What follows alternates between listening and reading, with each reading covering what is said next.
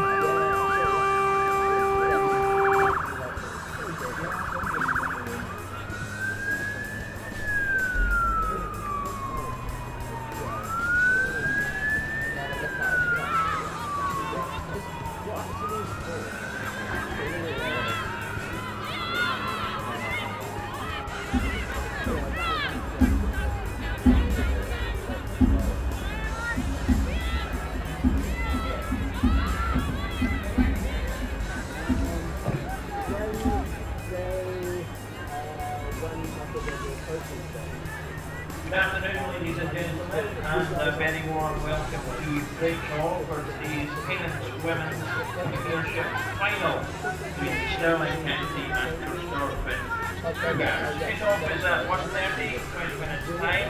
We'll have a list for 5 or 10 minutes time, and then you'll have the kickoff at 1. And before that, we'll have from the Stirling County under 16s, one of the Inspire Sport under 16 national teams with a trophy.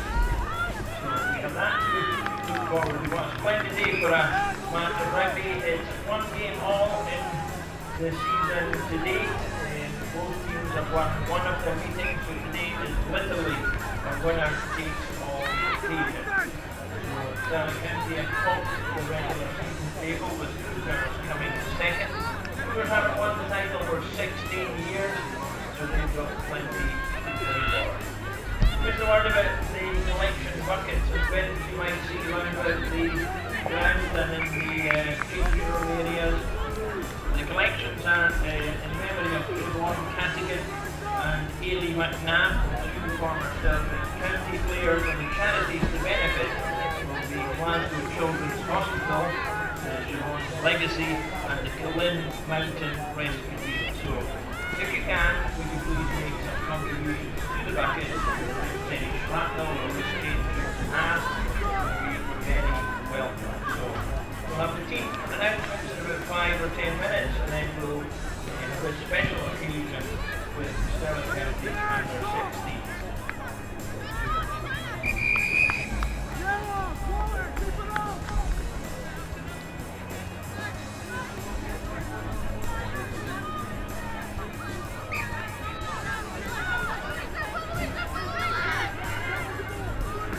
Just a reminder also that if we come out without the lunch, there's plenty to pick from the burger stall just underneath the main stand here, and I can highly recommend all the burgers.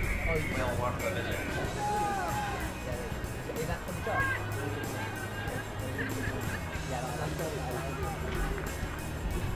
Where's first place?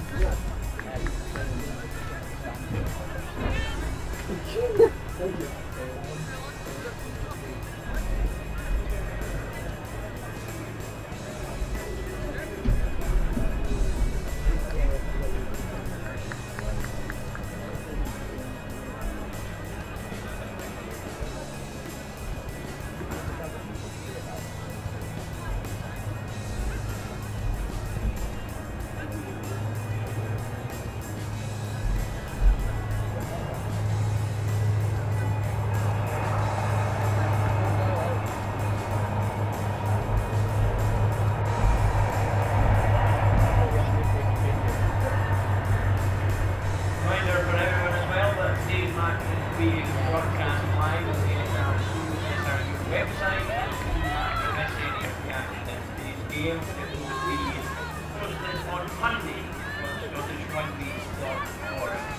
Highlights.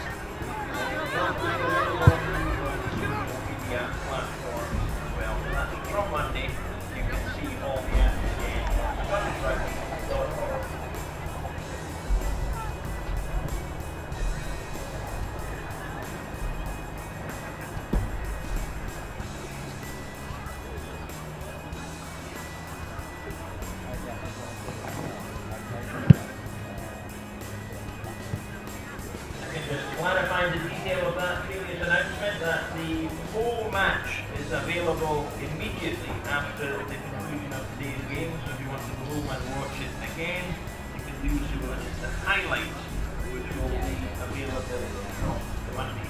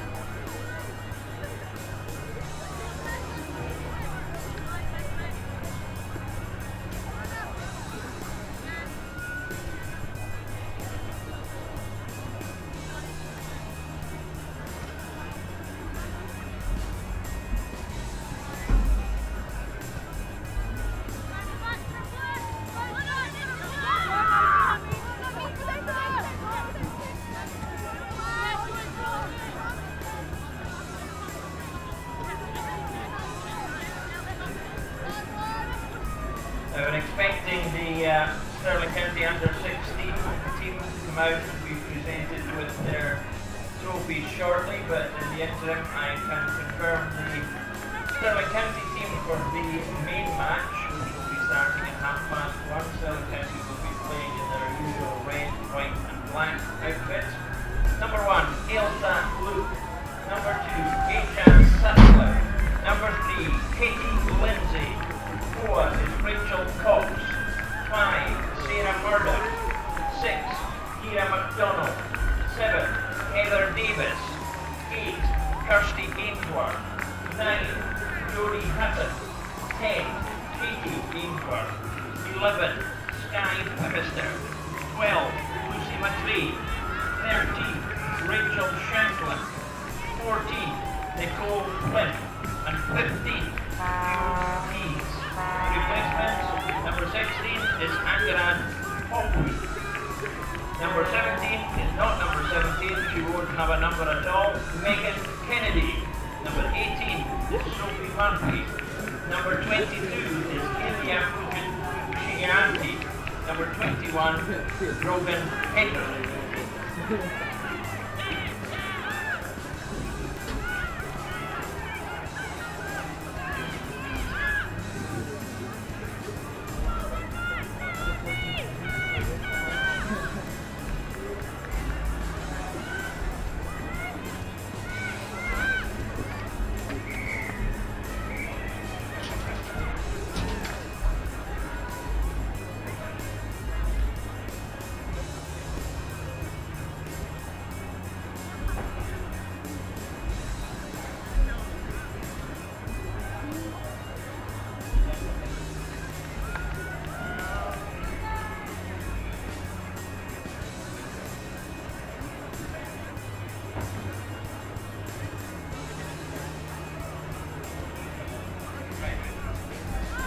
Ladies and gentlemen, boys and girls, will we please put our hands together as we welcome the Stirling County Under-16 winners of the Inspire Sport Under-16 National League Championship.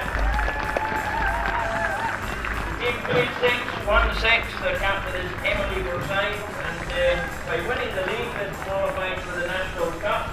They've won the semi-final of that pre-Christmas, and they'll be playing in the National Cup final, a date on everyone's diary, March the 25th at BT Murrayfield. So that's March the 25th, Stirling County under-16s in the National Cup final. So will you please put your hands together one more time for Stirling County under-16s.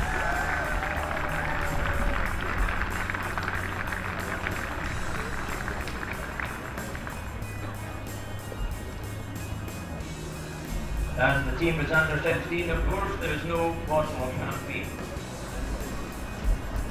There's no cup of champagne anyway, because it's a silver salver that you will see.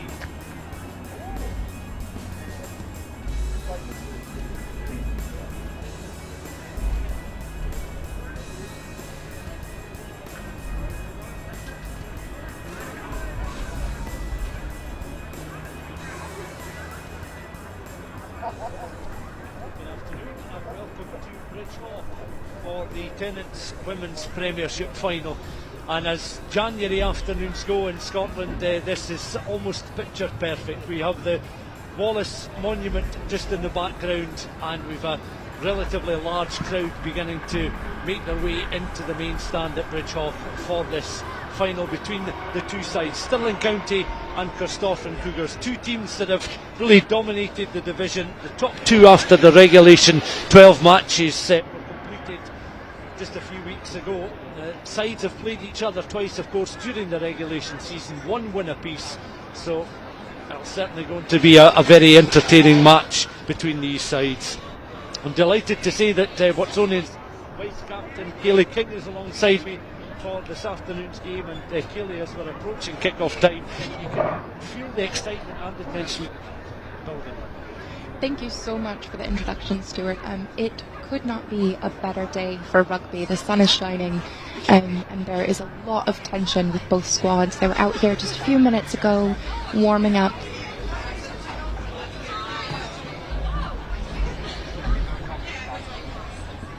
Yeah, the tension, the fact that a lot of these players are not necessarily used to this experience. You look at Stirling County, this is their first final, they're at home, they've got the home advantage. Corstorphine, since their move to Corstorphine 5 years ago, this is again a new experience for them. The two coming together, it's going to be an afternoon where, when you look at how they've played when they've faced each other, there's not been very much in the game. We're expecting another close run thing. Oh, absolutely. So, though Cougars and Stirling have both dominated the squad, the table this year in the women's Scottish Prem, they both managed to walk away with a win against the other side. So it's going to be a very close match today. Stirling, just a few years ago, was in fact fighting relegation from the women's Prem, and Cougars, in fact, the last 2 years running have placed third in the Prem, losing out in the semi-final. So these two squads, it is going to be a day to remember. And just before we came on air, the Stirling County under-16s girls were presented with a silver salver for winning the Group A section of the Inspiring Sport competition, and they were presented by the lead women's and girls coach Rosie Ryan. So she was out on the park. So too, stripped and ready for action this afternoon, is Mary Pringle, and it's a big afternoon as well for the officials. Oh, absolutely. You can see them getting warmed up down there. The stands are really beginning to fill out with lots of fans of women's rugby here, and it is wonderful to see the support, the enthusiasm.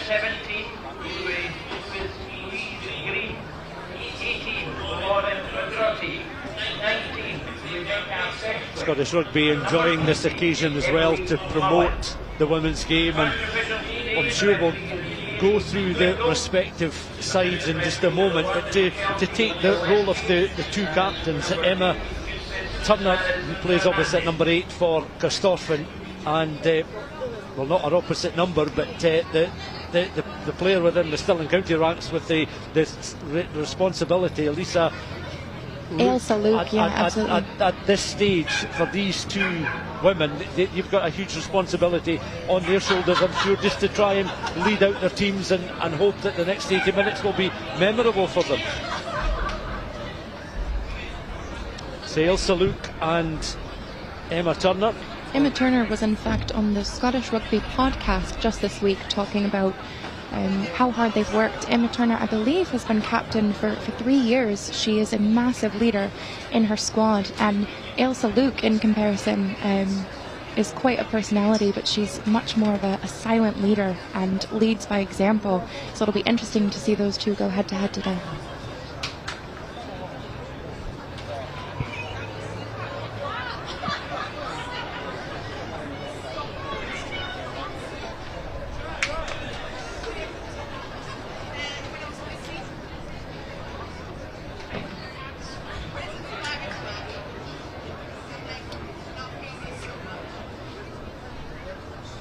If you're just tuning in, it is about 1:25 in the afternoon, and we are gearing up for the Tennent's Prem Cup. Stirling County versus Corstorphine Cougars. And Bridgehaugh is certainly one of these grounds where you've got such a scenic backdrop that they'll certainly be looking for something quite special this afternoon in the form of these two women producing their very best form, which has served them well in reaching the final. Of course, you just go back to the 7th of January when the Cougars lost by 19 points to 15, Stirling winning on the road. Cougars have scored 44 tries to Stirling's 74 during the course of the season, and Cougars winning the semi-final against Watsonians by 17 points to 0. That would be a disappointing afternoon from your own point of view. Don't bring it up, Stuart, my goodness. And that was now 2 weeks ago, so hopefully the wounds are beginning to heal. And Stirling County 28, Heriots Blues Women 5 was the second semi-final result, coming a week ago, and that game played at Peffermill. So those the two results in the respective semi-finals, and just awaiting the two teams out for the start of this final. There is a look at the Stirling County side in full with Captain Ailsa Luke at one, yeah. She's captaining the side. Heather Davis at 7. Of course, two sisters in the form of the Ainsworths are going to play their part at 8 and at 10.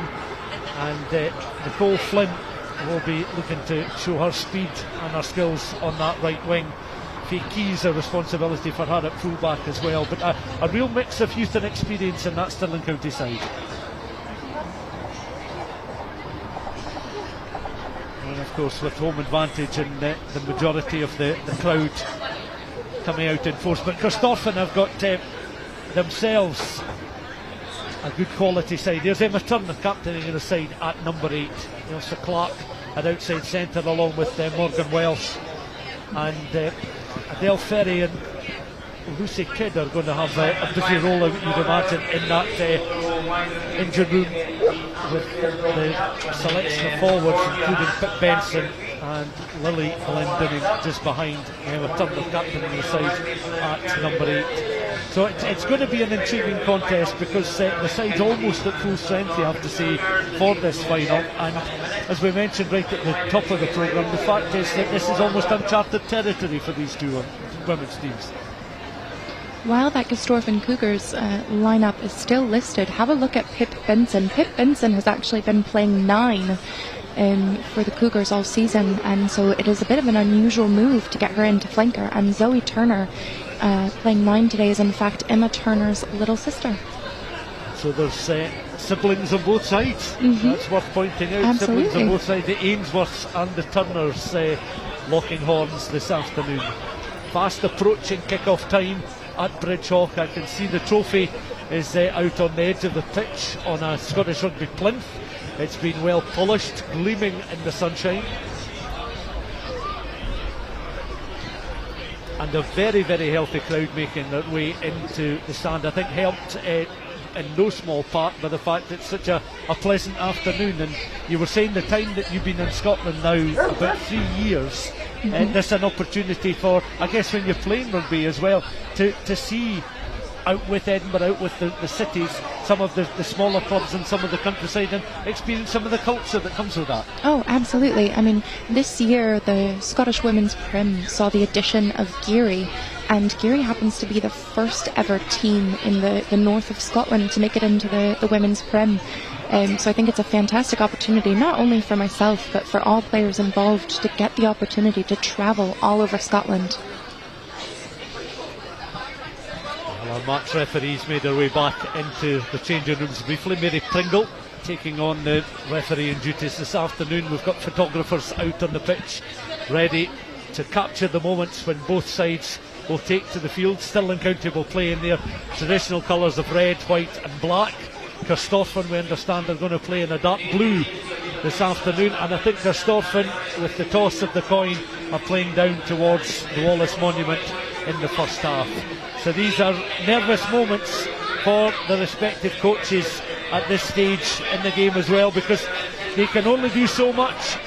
Mark Ainsworth and Megan Kennedy in the Stirling County ranks. As I say, the first Premiership final for them. They were promoted to the Premiership back in 2009-10, and of course Eric Jones and Garth Paul taking the Corstorphine side to this final. How much is home advantage going to play a part this afternoon when you look at the crowd coming in? We know that there's a couple of buses parked outside, that Corstorphine have brought relatively sizable support as well, but you know, you feel that you are up against it when the finalists you're playing have the home advantage. Oh, absolutely.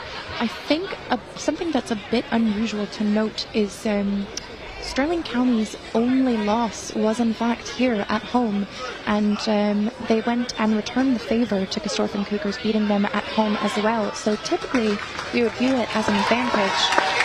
Might not be, and here come the squads. Yeah, Corstorphine then will play in their traditional quarter jerseys with the navy and the red and the white numbers on the back, and led out there by their captain Emma Turner, and of course her sister Zoe. And a big roar as Luke and Stirling County are led onto the field of play, and you can hear the noise just in the background. The full squad coming on, including Megan Kennedy, who's the player with the blank jersey in the back. No number for Megan Kennedy, but effectively playing as 16. And we mentioned the coaches can only do so much. I suppose when you've got somebody like Megan on the bench, she will at least try and influence things as and when she gets on the park. Absolutely. The noise here is absolutely deafening. The enthusiasm is very real, and here we go. The squads are taking up their respective places on the pitch. Here we go then, Tennent's Premiership final. And it's Katie Ainsworth as the stadium announcer this afternoon, encouraging the crowd to get behind their respective favourites this afternoon. Don McLennan announcing. And here comes the kickoff. Ainsworth then for Stirling County. Received well there. Corstorphine will want to try and get hands on the ball early. But Zoe Turner slotted into that role. Pip Benson as well, I mean, automatically will want to try and involve herself in the backs, but is in the back row. She's cycled there by Zoe Turner. Out towards the right hand side, and again Corstorphine looking to carry. Turner making herself busy in the early exchanges. The ball just going out across on that far side. And we're coming back for a penalty. Corstorphine then playing, as I say, down towards the Wallace Monument. And this early penalty will give them an opportunity to work it down the park, taken from hand by Tanya Griffith. And that doesn't quite find touch. That was protected well just on the touchline, and Stirling again looking to try and work it through the hands. Solid challenge coming in there as Heather Davis went to deck in the back row, looking to spread it out towards the right hand side. Solid challenge coming in, then trying to work it out to Nicole Flynn. She goes to deck, supported by Fee Keys at full back. Stirling again working it through the forwards. Luke, the captain, on the deck. Ball recycled. Stirling now trying to drive up towards that 10-metre line. In comes the scrum half, Jodie Hutton. Recycling ball, overrunning that just ever so slightly. There was Rachel Cox in the second row. With a decent decoy. Handling error has been picked up by the referee. And it'll be scrum down to Cougars. The Stirling County players at least getting an opportunity to work the ball into the hands in the early stages. A few phases there, but Cougars defending solid good defensive work there across their own 10-metre line, protecting that, really denying Stirling too much space. Ready? Crouch. Bind. Set. Scrummage then for Stuart and for Corstorphine. Penalty going to Stirling County at the set piece, and they're quickly away with the ball, looking to try and open up this Corstorphine defence. Trying to spread the ball out towards the right hand side, and now we've got a little bit of an opportunity here for Nicole Flynn, but again a good tackle with Keys coming in over the top. Jodie Hutton again looking to recycle, taken on this time by Rachel Cox, goes to deck. You can just see the halfway line. Katie Ainsworth distributing that ball. Looks like a little bit of a knock on there. And you're quite right, because it's been picked up by the match referee, and to another set piece close towards the halfway line. So almost 3 minutes of the first half gone. Noise in the main stand, absolutely deafening, and Corstorphine Cougars have their second put in, and still have shown their qualities defensively at the scrum, winning the penalty at the previous attempt.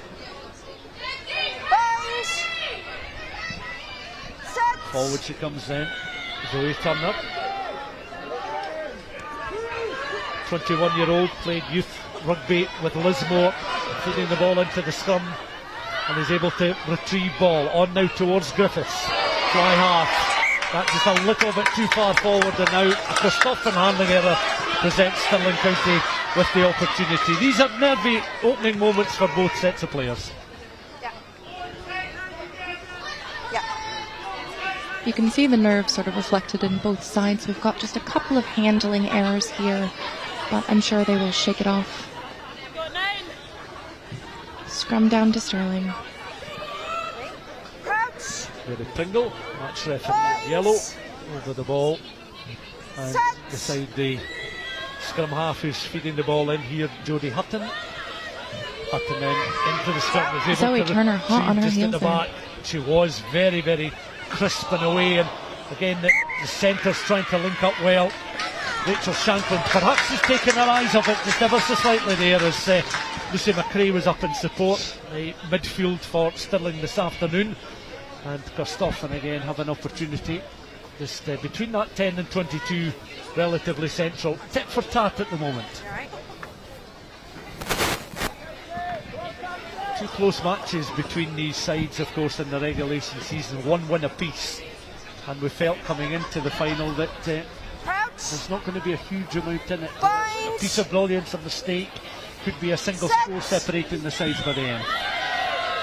We feed the ball into the scrum then, so Turner goes towards the base. It was picked up by Emma Turner, her sister and captain, and scrum half was up in support. Recycled again, that was taken just a roundabout the feet there, picked up, scooped off the ground on the deck. Cougars will be looking to recover that mistake, but that is Captain Ailsa Luke from Stirling making that tackle there. And Tanya looking for touch. Tanya Griffiths, and finds touch there. That was perhaps a good option, just to spin Stirling round, catch them on their heels, and we'll have the first line out of the match. Absolutely, though Stirling have the ball now, and Cougars are within the 22. No score in this women's Tennent's Premiership final. Nearly 6 minutes of the first half gone. Sutcliffe then will throw in for Stirling County. You can see that the flag just behind, beginning to blow a little bit in the breeze, but that's a well executed line out there from Stirling until they knock on just on the deck, just outside their own 5 metre line, inside that 22. And it's these fine margins that are going to be important this afternoon, you would think. Corstorphine will be looking to really dominate this scrum and to try and make as much ground as possible. They are very close to that try line. So this is the third scrummage put in for Corstorphine, closest towards the try line. Zoe Turner received her instructions behind the scrum, Tanya Griffiths, and then the midfield just along 12, 13, 15 and 11 all poised and ready. to try and pick and go. Forced backwards. Now they bring the fly half into play. Griffith across on that right hand side. Is able to pick up and gather and across the line. Lorna Young positioning herself very well indeed. The ball worked its way out towards the 39-year-old, originally from Port Gordon. And she was in for a try, and that's a well executed score there from Corstorphine, making the skill set in that set piece pay with that well executed score from the winger across on that far side. Looks like Tanya Griffith just holding on to that ball just long enough, distributing to number 14, Lorna Young. And Lorna Young touching it down. 9 appearances in the regulation season for Lorna Young, and she's off and running on the scoreboard. And that try coming 7 minutes into the first half. Conversion attempt from out wide. This is going to be a tricky one here for Tanya Griffith. Been with the Cougars since 2009, Griffith. Forward she comes from just beyond that 22. Not quite enough on that kick. It's an unconverted score, but a good start for Corstorphine. Territorially they've had the better of the game, and they'll be pleased to at least get 5 points on the board.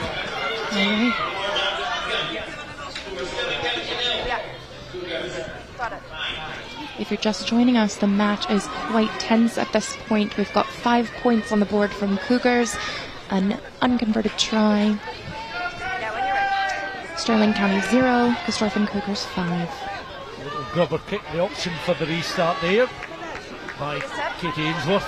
Distributed by Turner to Griffin. Big line from Emma Turner there. And it's picked up nicely as again Corstorphine just looking to try and turn the screw with the ball going loose. It was made available there. Stirling just losing possession. To be awarded to Corstorphine. And Stirling had players flying in almost at all angles, coming in off the feet. So Corstorphine with the 5 points on the board, courtesy of that Lorna Young try, looking to cement their dominance in the early stages of the game, but long way to go. Just 10 minutes of our first half played, and that's a good touch finder cross field between the 10 and the 22. A throw in to Corstorphine and an opportunity for them in the line out to show what they can do. And Griffith managing to find touch, and here come Cougars prepping for their line-out throw-in. Lucy Park at 2.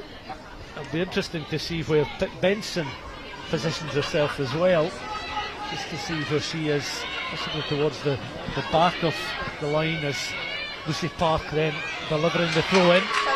Safely picked up and picked off there by Corstorphine hands, and going in is Park, looking to control possession of the ball. Reaching in also Zoe Turner. Turner then on towards Griffith. Back it comes. Midfield coming in. Half. Ball's there. Recycled again by Turner. Picking the pass. Griffith towards that right hand side.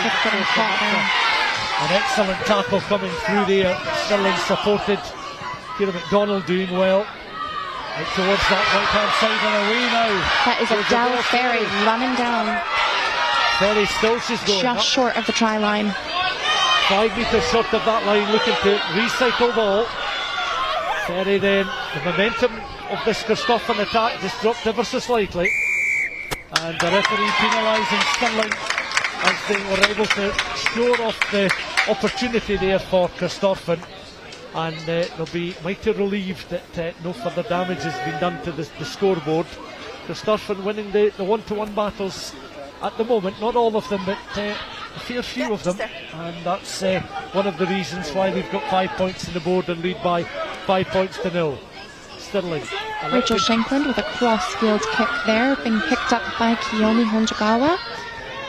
Oh, and she returns it with a chip of her own, back to Shankland. And Keys now, the Stirling fullback, on her knees is able to offload and work it across towards that left-hand side. Reinforcements now coming in as Stirling look to recycle just along, as you say, their own 10 metre line. Katie Lindsay was coming onto that but could not quite gather the ball, just ricocheting up off the left arm there. Corstorphine now on that Stirling 22. Quickly picked off there by Clark. across the centre field, just by the 22. Minute is Picked up over. again, Griffith. Nice little side Griffith step there. managing to avoid contact there. Yeah, just evading the challenge. Work it out through it towards the left-hand side. Dealing there was Pitt Benson.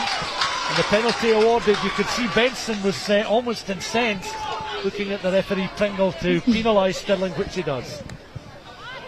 Oh, and Griffith didn't manage to find touch there. Ball going out of touch in the back. Ball coming off the right foot there of Lucy McRae.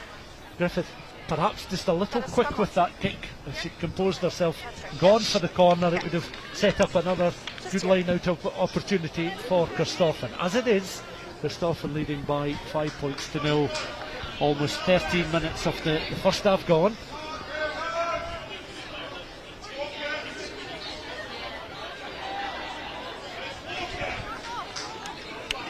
So far, it has been a real clash of the forwards. Is this the sixth scrum of the match thus far? Yes, a fifth or sixth scrummage, because we've certainly had at least 4 now for Corstorphine Cougars. So early set piece certainly playing its part. Cougars looking to drive and not making any ground, distributed to Griffith. Oh, there's a ball loose. Coming again, looking to try and pick up and pick and gather, which they've done, so just along their own 5 metre line. Ainsworth, the fly half, was under a little bit of pressure there, but was able to offload. Good ball for Stirling County. And again, the referee penalising Stirling this time, taking the ball into contact, unable to release, and they get back to their feet. And Corstorphine, it'll be interesting to see what they opt to go for here. 5-0 in front. Kickable penalty goal here, and the referee, by the looks of it, is signalling that Corstorphine will indeed go for the 3 points and a pop at the post.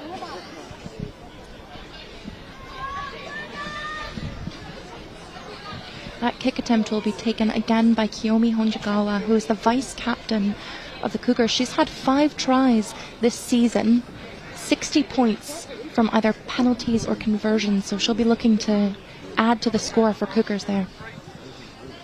Started off her rugby career at Liberton before making the move to Corstorphine Cougars. And you can see her just in the corner of the picture there, the Corstorphine Cougars fullback. Jigawa then readying herself, and she comes into the 22. Ball on the tee. That's a clean strike. And it's good. On it. Adding 3 points for the Cougars, bringing that score to 0 Stirling, 8 for the Corstorphine Cougars.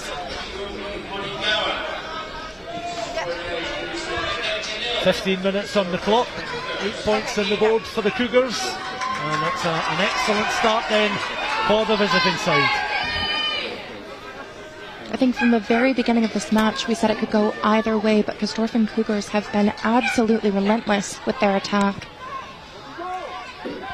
Restart. Cleanly Garner. received. And against Corstorphine, carrying up and just beyond that 10 metre line. Scrum half in behind. Again, Griffith with the kick, receiving it from Zoe Turner. Played downfield. Keys is able to gather. Keys now. Little sidestep into contact. And up towards between that 22 and 10. Stirling again using Sent on to Katie Lindsay. Katie Lindsay is in the Thistle squad. Playing tight head this afternoon, showing her power there. Corstorphine try and operate a very mobile defence. Go in once more. Hutton mopping up nicely for the Stirling County side. Hutton once again. Her real hands there. A possible break on here for Stirling County, but slowed just on their own 10 metre line. Looking again at likes of Heather Davis to accelerate into some space, back row forward. But the penalty awarded to Stirling. Offside decision given against Corstorphine. That would be against number 2, Lucy Park. Cross. Here comes Rachel Shankland. outside centre. And Shanklin looking to line up this kick downfield. Now she's going to go for the angled kick. She is. That will bounce favourably there for Zoe Turner. Turner with the offload. Kanjigawa now. Kanjigawa with a nice break there. And the tackle coming in from Katie Ainsworth, the fly half. Back through the hands there, Glendine as well. With the offload. Tackle comes in on Morgan Wells. She goes to deck. Zoe Turner now has a little look at the options. Griffith again. Through the hands quickly there of Ferry. Second row forward. Stolen. Stirling County have it now. Just on their own 10-metre line. Looking for a little bit of width now. Mister across on that left-hand side up towards the 10-metre line. Stirling again recycling from the left winger.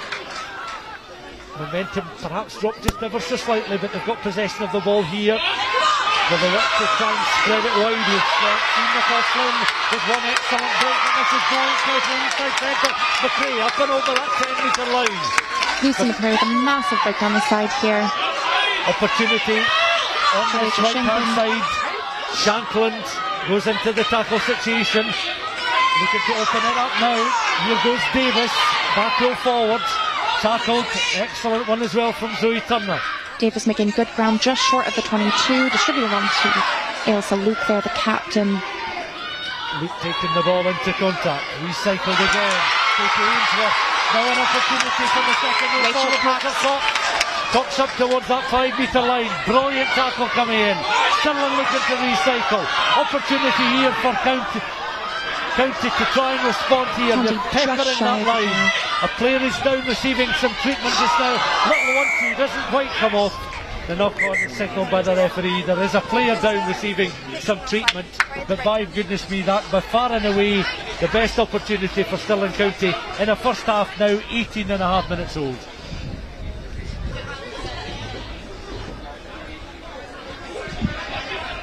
Rachel Cox on the screen there with a massive break, just looking for weaknesses in the defence, made it just shy of the 5. Stirling doing well to respond, to recover very quickly, get the attack up, and then just knocking the ball on right there. 2 or 3 excellent breaks, and amongst all of that, Rachel Shankland's work was very important. Heather Davis had what was very important, but going right back to the very, very start. And the move on that left-hand side involving Trimester. So a substitution, and coming on, Stirling County's Megan Kennedy. I think has come on the field of play. In fact, I think there's I think it's Ingrid Hopwood that's actually come on the field. So it's not Megan Kennedy, but Ingrid Hopwood. Will be a replacement loosehead prop on the bench. I think she is wearing the 16, although I think she's taking on the duties as the loosehead prop this afternoon. So that is the enforced change. Meanwhile, there remains a Stirling player down. And you can see the 16 is on now. Megan Kennedy, we understand, would be the replacement hooker, but she's just going to wear a blank jersey. Meanwhile, the Corstorphine second row forward Lucy Kidd is on her feet and is going to be helped off the field of play, and she does look in some considerable pain, it has to be said, and we wish her well as her final appears to have come to an end after just over 19 minutes, and warmly applauded off for her efforts this afternoon, but she's clearly in some discomfort. Replacement coming on is number 17, Louise Green. So a change then for Corstorphine Cougars. So Green will be on. Corstorphine Cougars back to a full complement of players. And we may be looking at a score here from Stirling. There, Captain Ailsa tries to get it under the posts. Distributed well. Rachel Cox again. Looking out left to try and get quick ball here. Cox coming onto that at a rate of knots. It knocks it out towards Trimester across on that left hand side. can she control the bounce of the ball again? That was good defensive cover work there from Corstorphine, remaining mobile defensively. Right, ladies, The get referee where we though are, had please. played a period of advantage, so come back for the penalty. The tap now through the hands of the fly half, an opportunity here immediately for the replacement. Hopefully on. Taken by Rachel Cox. The front is And it's a Cox well has done, Rachel Cox. marvellous throw there for Stirling County and for Cox. And we'll see this again in the replay. A really strong hand to ground the ball. And it was all so important from a Stirling County point of view that she did not lose control of the ball, because she had it one-handed and grounded it perfectly. So the conversion attempt to bring it to within a point, and you have to say that in the balance of the last 2 or 3 minutes, that's exactly what Stirling deserve. Absolutely. The enthusiasm here is stunning. It's deafening. And it looks like Rachel Shankland will be attempting that kick.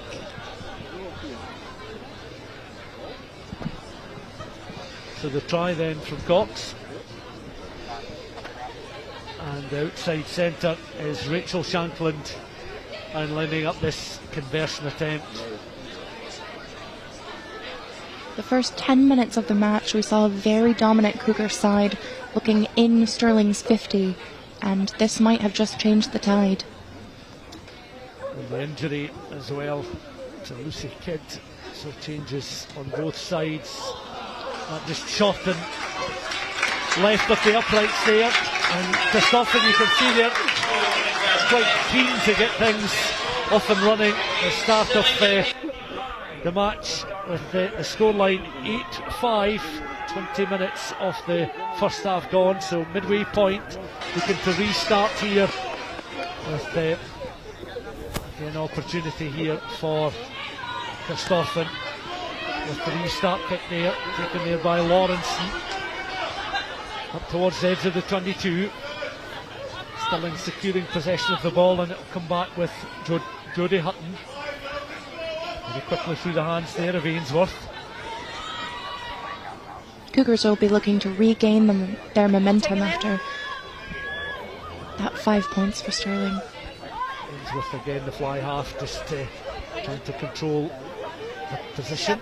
Possession for Stirling at the moment. A few clouds beginning to roll in over the Wallace Monument that the Corstorphine Cougars players are playing towards in this first half.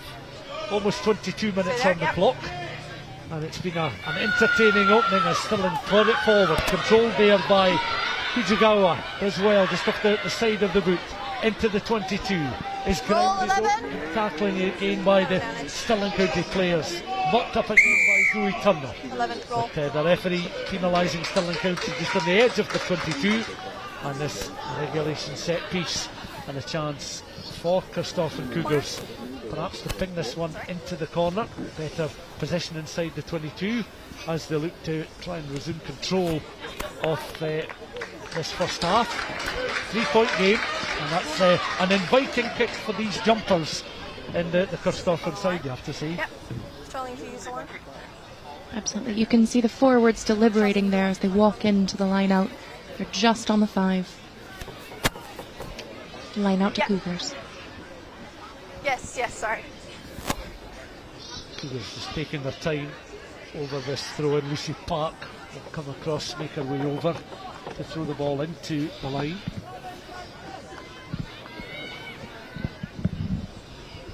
Scored twice in that semi-final and started out with Murrayfield Wanderers, Lucy Park, so this has got good memories of the semi-final, but just a little misunderstanding there, not working out for Corstorphine in the line out, not fully functioning. I can see that Megan Kennedy is stripped and looking ready to come on the park, and when you've got a responsibility as a replacement and as a coach, and you're in a final played on your own park, you'll be itching to get on, and Megan Kennedy is looking ready to take to the field of play. But back to the action and this scrummage set piece. Stirling will have the put in here inside their own half, Crouch. close to their own try line. Bind. Set. Luke Sutcliffe and Lindsay in that front row. Jodie Let's Hutton fix looking that to gap. feed the ball in. Bring A our feet changeable underneath us and afternoon tighten because it up there's a no little bit. cloud beginning to just rolling across the hills just behind that Wallace monument. So the bright sunshine that greeted the players onto the park just before kickoff has disappeared. It's not going to be so much of a factor, but it's not the coldest of January afternoons, that has to be said, and the conditions very favourable for a decent final. And we've had some very good rugby so far. 25 minutes of the first half gone. Ball then into the scrum. Hutton picked up.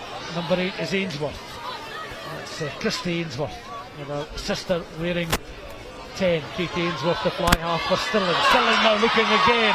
Fleet of foot. Trying to escape outside of that 22. Making an enormous amount of ground there. That was about 10 yards. And that was excellent play there from Lucy McRae. One or two cries in the crowd of offside. As Nicole Flynn taking the ball into contact, and Stirling recycling once more. Outside of the 22. Trying the patient build up. Challenge comes in there from Rio Lawrenson. Left winger for Corstorphine with the tackle. Recycled the spine by Nicole Flynn. Stirling again trying to get up ahead of steam. Kira McDonald, one of the players, blue scrum cap on the head. Corstorphine looking for the turnover ball, which they managed to win. And Clark, outside centre, almost able to pick up that loose ball. The referee had spotted the infringement. And now Megan Kennedy comes on to warm applause in the front row. And the distinctive figure. Ailsa Luke, the captain, coming off. Megan Kennedy on for loose head. Ailsa Luke, 27-year-old, another of the players who started at Lismore. He's making her way off the field of play. A little shake of the head there. Has perhaps picked up a little bit of a knock, but it's put in a really solid shift. Great to see her smiling broadly as she's taken the congratulations and the applause of the crowd. Sizable Stirling County crowd here at Bridgehaugh. Looks like Kirsty Ainsworth is just receiving some treatment there. Kirsty, of course, is one of the pair of sisters. Her sister, Katie Ainsworth, playing at number 10.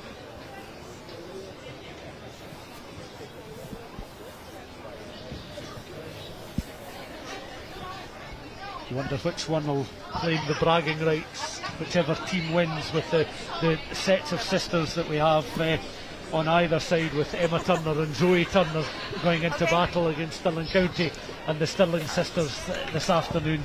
Sometimes the backs believe that it's all about their skill set. The forwards would have a completely different argument. Oh, well, I would say, Stuart, as a forward, that the forwards determine who wins the match, the backs decide by how much. Well, that's I think a very fair and balanced way to look at proceedings, I guess, during the course of a game. And Cooper's just dominating that scrum there, distributed well. Taken on by the inside centre, Morgan Welsh at some pace. Recycled ball once more. Clark. Now on to Lucy Park. Lucy Park with a run down the side. Chip to Conjagawa. Received well just inside of the 15. Leave it now. Conjagawa is tackled. Reinforcements coming across.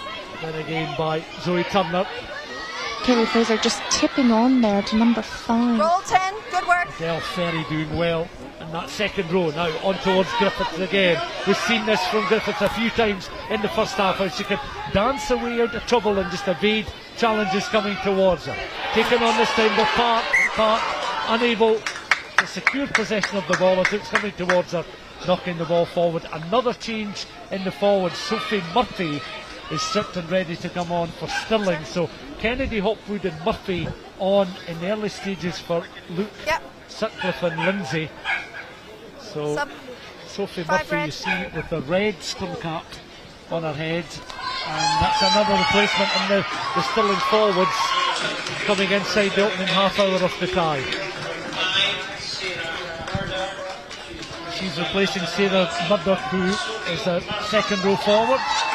Sarah Murdoch and Rachel Cox, the two starting second row players. And Cox, of course, instrumental in scoring the Stirling try that has brought them back to within 3 points. Now I do feel that this is a tactical change from Stirling County. I'm for their forwards at the moment. Corstorphine Cougars are in fact dominating that scrum, so they'll be looking to put front row forwards both in the front row and the second row. Let's get that tight five as powerful as possible to see if they can start turning those scrums around. Another player just receiving treatment out. And we've got a scrum down just within the 22. These important moments for these sides as we approach the half-hour mark in the first half. Let's stay down and Just keep a pushing three-point straight, both game. sides. Ready? Crouch! County then with the put in at Binds! Jodie Hutton, readying herself to feed the ball into the scrummage here. It's a lot of instability there. Let's do it again. Bit of an unstable scrum there. Same one. There's lots of tension, lots of energy. We'll see if those subs make a difference here. Nice and high and long bind. On the back. Yeah. Ready? Just on the edge Crouch. of the 22. Binds. Set. Hold there. Yep. Hutton then waits. Put in for Stirling, and Cougars are driving them back. Sorry. Again, a perfect illustration of the power there of the Cougars scrum. And you wonder how important the fact that that's been in preparations for both these sides. Having played each other in the regulation season, Once you would Stirling once be you guys get on the aware line of and we the set, it's strength fine. in the As soon as that ball Cougars comes scrum in, and how everybody's- dominant that could Yeah. potentially be in the final? And Yeah. Cougars themselves maybe feel that's Let's hold the gap. a weapon. You'd imagine that both sides are prepared for this eventuality. Oh, absolutely. I think that Megan Kennedy has really worked with the forwards for Stirling County. There's been a massive shift there to focus on the forwards. Cougars are typically known for a kicking game, but in recent weeks, their scrum has really, really been turned around. Oh, and taken off the back of the scrum from Rachel Cox. She's making a break down the wing. Trying to work it down this right-hand side. Taking it into the contact situation there. Flynn Megan Kennedy with the ball there. Release, no hands. taken on again by Kennedy. Recycled once more. Pass there from Ainsworth, the fly half. Again trying to bring the midfield into play. Break almost on there. Rachel Shanklin was almost away. Trying to bring it out on that left-hand side. And they've made it all the way to the 50 from that scrum. Finest are doing well down that left-hand side. Recycled Good again shift by in Hutton. Once more, the replacements coming in. Kennedy doing well, wearing that red scrum cap again. Trying to gather the ball in just a bit thigh height there, Rachel Cox. Couldn't bring it in towards the bread basket, knocking on another set piece, and a chance here for Cougars again from the scrummage inside the Stirling half of the field. Reminder of the scoreline: Stirling 5, Cougars 8. That was much better. Yeah. The nerves will be That really last high, one. which is playing into some of those handling errors. Again, we saw Just take our time. Stirling on the back foot, the come scrum closer to the 5, and they've made a few really great breaks, made it to the 50, but unfortunately just a small handling error there from number 4, Rachel Cox, and we're going back into a scrum. And it'll be a Cougars put in. Okay. Crouch. Bind. Set. Cougars then feeding the ball into the scrummage. Balls out. Zoe Turner. And that's Griffiths. taken well there by Griffiths. Across towards the right-hand side, Lorna Young, the try scorer for Corstorphine, up towards just over the halfway line. Recycled again, second row forward there, Adele Ferry, trying to get back into Corstorphine, rather Stirling territory, in the Corstorphine jersey. Mopping up very quickly, Zoe Turner. A kick from Lucy Park, number 2, and there's a big break down the wing. Ball into touch. And that was inviting Rio Lawrenson to try and escape the attentions of the Stirling defence. It goes in for a standard line-out, and it will be a throw-in here for Stirling County and for Sutcliffe.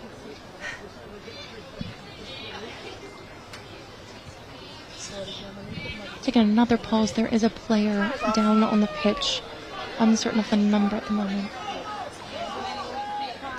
Girls, you got someone down there.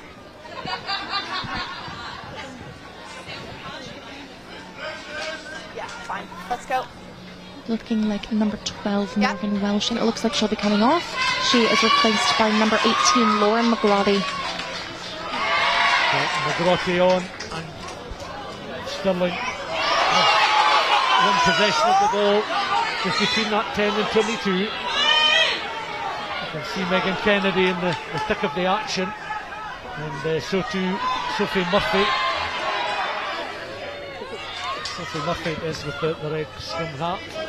Just behind play at the moment, as that was taken well there by Ainsworth, the fly half. Plus on the left hand side. Referee brings play back for the earlier penalty. Corstorphine not rolling away. Confirmation of Lauren McGrothy's replacement, with Morgan Welsh coming on to, or rather coming off the park, being replaced by McGrothy. Rachel Shanklin looking for touch there, and she's foundered. No problems at all there for Shanklin. So Cox with the try for Stirling. Lauren Young with the try for Corstorphine. Penalty goal coming from Kijigawa, the fullback. 8 points to 5. And the throw in just down below our commentary position.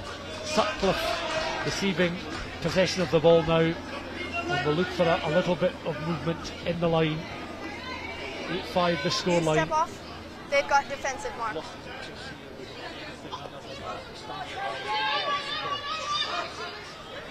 Throw in again, and that's one well in the line and taken back. Work back quickly through the hands of Hutton. And again, they're trying to bring the power players into play. Rachel Cox already shown her qualities. Over the ball there was Sophie Murphy. Advantage coming the way of Stirling County, and again they're trying to work it up towards that 10-metre line. Rachel Shanklin just making it over the 10-metre line. Towards the 10. Still got advantage. Recycled again through the hands of the fly half, Ainsworth. Quick chip on the remain inside. disciplined. Back it comes now. You can see that they're willing to take the ball on there, including in that was Murphy, but Stirling going well. We're seeing some really good phases of play here. Stirling is working very well off of one another. Megan Kennedy coming into ruck. Hopwood does well, takes the ball on. Little side step then from Lucy McRae. Bounces off McRae a still few has it. tackles there. Into contact. Recycled ball from Jodie Hutton. Hutton then on towards the left hand side, Ainsworth. Tackle. Back it comes once again, Ainsworth once more outside towards Shanklin. Shanklin still on the left hand side. Stirling County trying to gain some ground up towards the edge of the 22. They recycle again, taken on then by Ainsworth. The fly half into the 22. Tackle.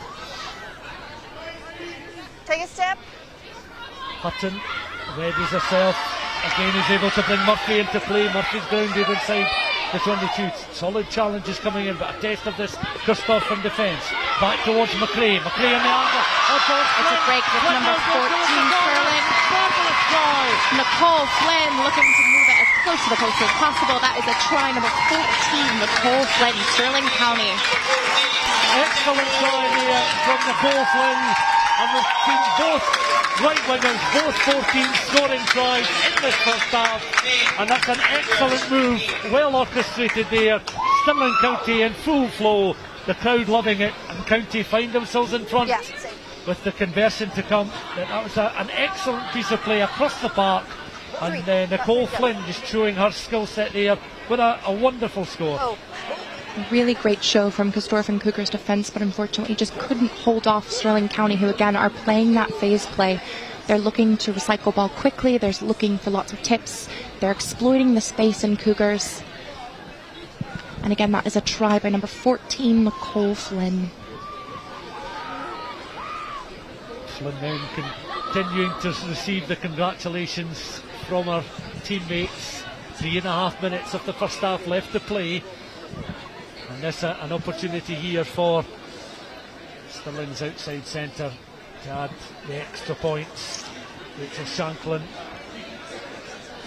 Shanklin then from the tee. as it's beginning to spin round just the wrong side of the post there. He arced the kick nicely, but just had a little bit too much power on it, and it arced its way just past that right hand post, in behind the post there. So Stirling County lead by 10 points to 8, and Stirling, I think regardless of the final outcome, they will enjoy watching that moment and that try again. Yeah. Absolutely. We've got 3 minutes left in this half, and it is a remarkably close game. Correction, we've got 1 minute. 1 minute on the clock. Let's see what Corstorphine Cougars can do with 1 minute. Kickoff received by Rachel Cox, number 4. She has been all over the pitch today. She's been an instrumental figure in the Stirling fight back. As the clock inside, the scoreboard inside the ground still showing Cougars leading by 8 points to 6. Anybody coming in for the second half, and I'm sure that will be correct. Great there by Rachel Shinklin down the left side. Sorry, about play. Much to the frustration of the referee there, frustrating the crowd, and I think she's making her way across towards a near side assistant, stand side assistant here. Not quite at half time, but very close to it. Stuart, we did miss it, but I think there were a bit of some heated tempers over on this side of the pitch, so we'll see what Mary Pringle has to say about that. Is it just push and shove? Conversation with our stand side assistant. Great. Just a bit of push and shove. Put it after us. Penalty awarded to Corstorphine, and Well, you got your penalty. from this distance you wonder if they will try and ping it into the corner to take play back into the 22 and try and use their forwards power to gain a lead before half time. A 2-point game, 10 points to 8. Tanya Griffith looking for touch there, and she's found it. Stirling on the line. Yeah. So just a reminder, Rachel Cox and Nicole Flynn with the 2 tries for Stirling County. Lorna Young opening the scoring, the Cougars right winger, with an excellent score and a penalty goal from the Corstorphine fullback.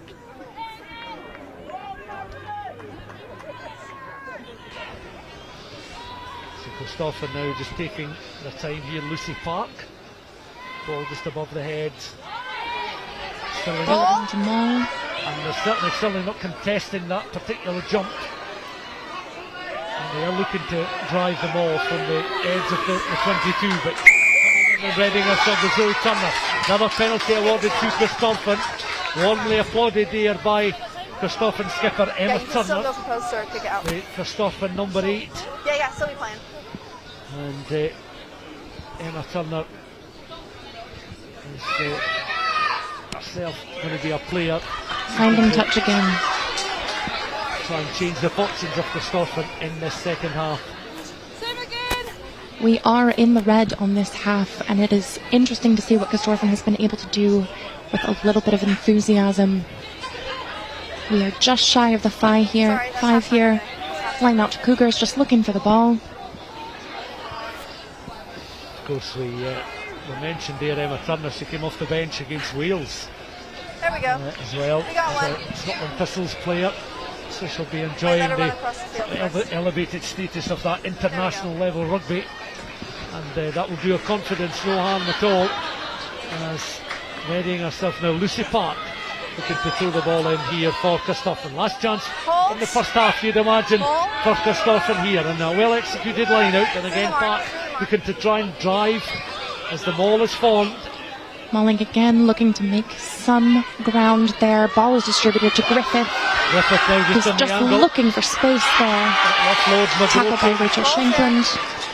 The replacement McGrady taking the ball into contact. The referee will go for half time. And that'll be half. We've certainly had a thoroughly enjoyable first 40 minutes. 10 points to 8, the scoreline.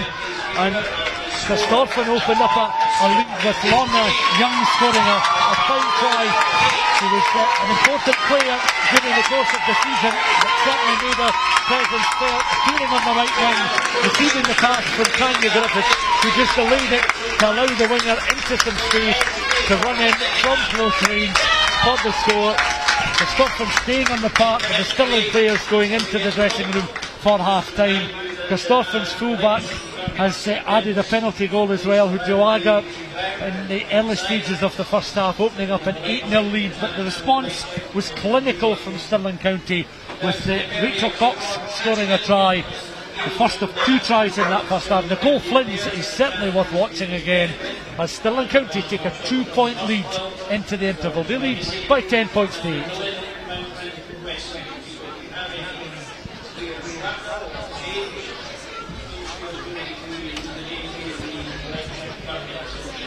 So let's have a look then at this Corstorphine score. We mentioned the role of Griffith here. Lovely little sidestep, and it was that sleight of hand, the pass. Absolutely, from out the behind the right-hand back. side, just out the back door. Lorna Young positioning herself. You can see they were drawing in extra players. Gunderson playing an important role, the loose head prop there, and she was delighted to see a right winger over for the score. Stuart, you mentioned it. Griffith is so good at pedaling those feet really quickly and just dancing away from contact, looking to expose any space in the defence. And that last minute offload to Nicole Flynn. And this was the response from Stirling County. This is the first of 2 tries, and you mentioned the sheer power of Rachel Cox. She's been just about everywhere on the park. Again, the ball just deflecting, maybe a little fortuitously coming off the hands there of Sarah Murdoch. But her second row partner was in the right place at the right time to finish off.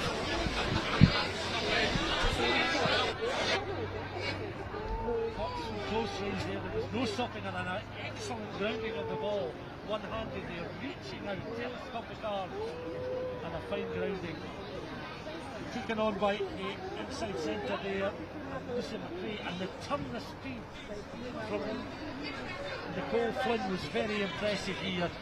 Inside centre, midfield linking up well. McRae, and again, backing yourself was so important. Nicole Flynn round the corner, couldn't certainly ground because the Corstorphine fullback was covering off the posts to make the conversion attempt that bit more difficult.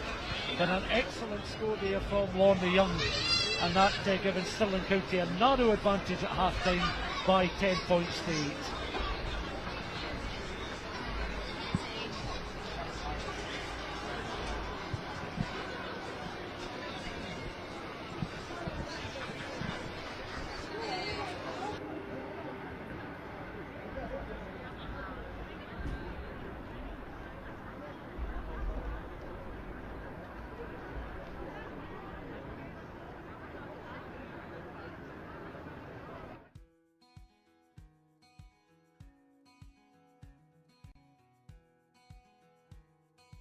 So the reason behind Scrum School is really just to build the knowledge and skills of our coaches, which in turn will have a real impact on the number and the quality of players coming through our pathways.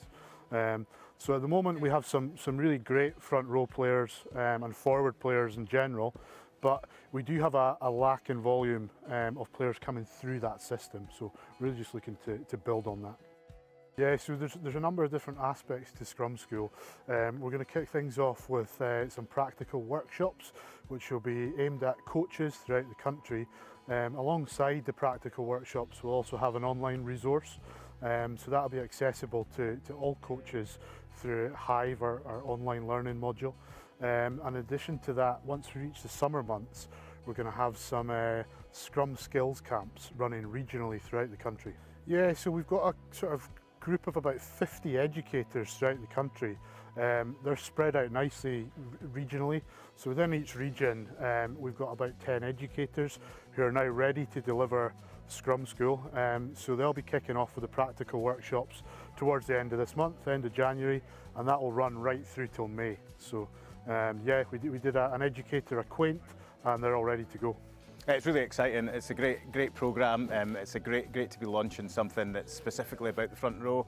It's obviously a personal thing for me as well, and I played front row all my life really.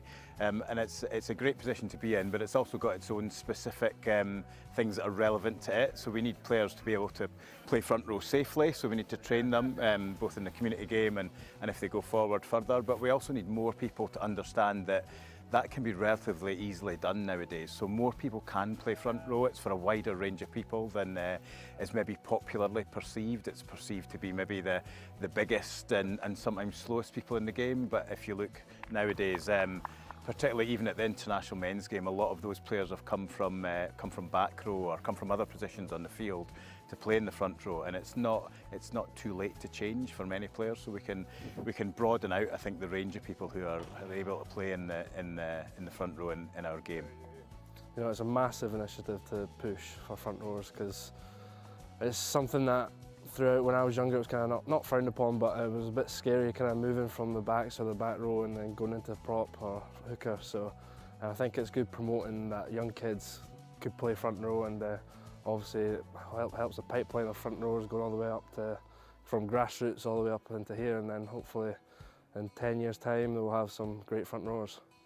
I think I was nervous as well at first. It's quite a scary place to be in if you haven't done it before, but I think give it a go. It's exciting to get in there. It feels great when you're all working together as a team with the whole pack, and I think you'd never know until you try, and I would encourage everyone to have a go. We're trying to sort of bust some myths around the scrum with this programme, and the only place to start is by chatting to your coach and getting in there.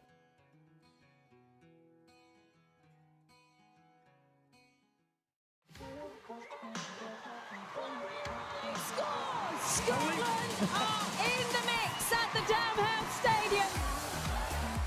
They've got numbers out on the left-hand side. Surely they will score, Scotland. And indeed they do. Scotland responds straight away. And they've got a bit of a movement going now. This is looking good from Scotland. They're still going. It's over. Looks to go to the right-hand side. Here's Smith. Smith is one outsider. Smith for the line. It is a try for Scotland. There for Gallagher. Gallagher trying to power away in the line and gets there. And that is Scotland's day.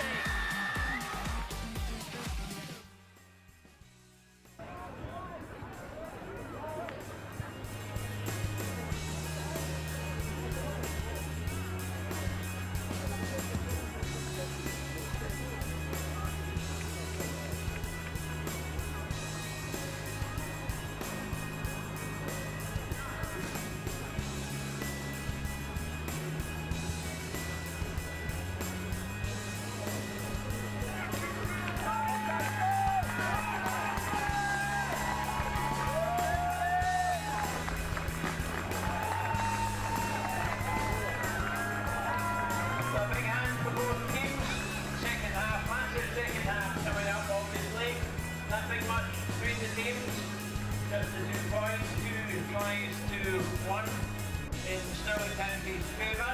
So let's hear it for both teams. All the help you can. Score at half time. Stirling County 10, Corstorphine Cougars 8. Cougars now defeating the Wallace Monument end of the field, and the Stirling County is the defending the castle.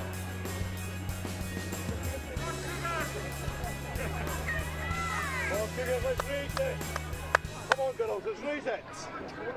So the players now out on the park for the start of the second half. A 2-point game, Stirling County leading by 10 points to 8. And the 2 tries scored after Corstorphine had opened up an 8-0 advantage.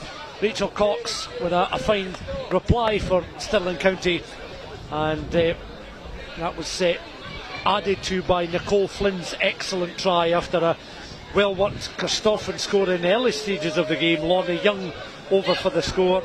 Fujigawa, the fullback for Corstorphine Cougars as well, adding 3 points from a penalty goal. So a 2-point game. Now remember, these sides in the regulation season won a game apiece, so we were expecting it to be a close run thing. They were the top 2 sides in the regulation season after the 12 matches reached their conclusion.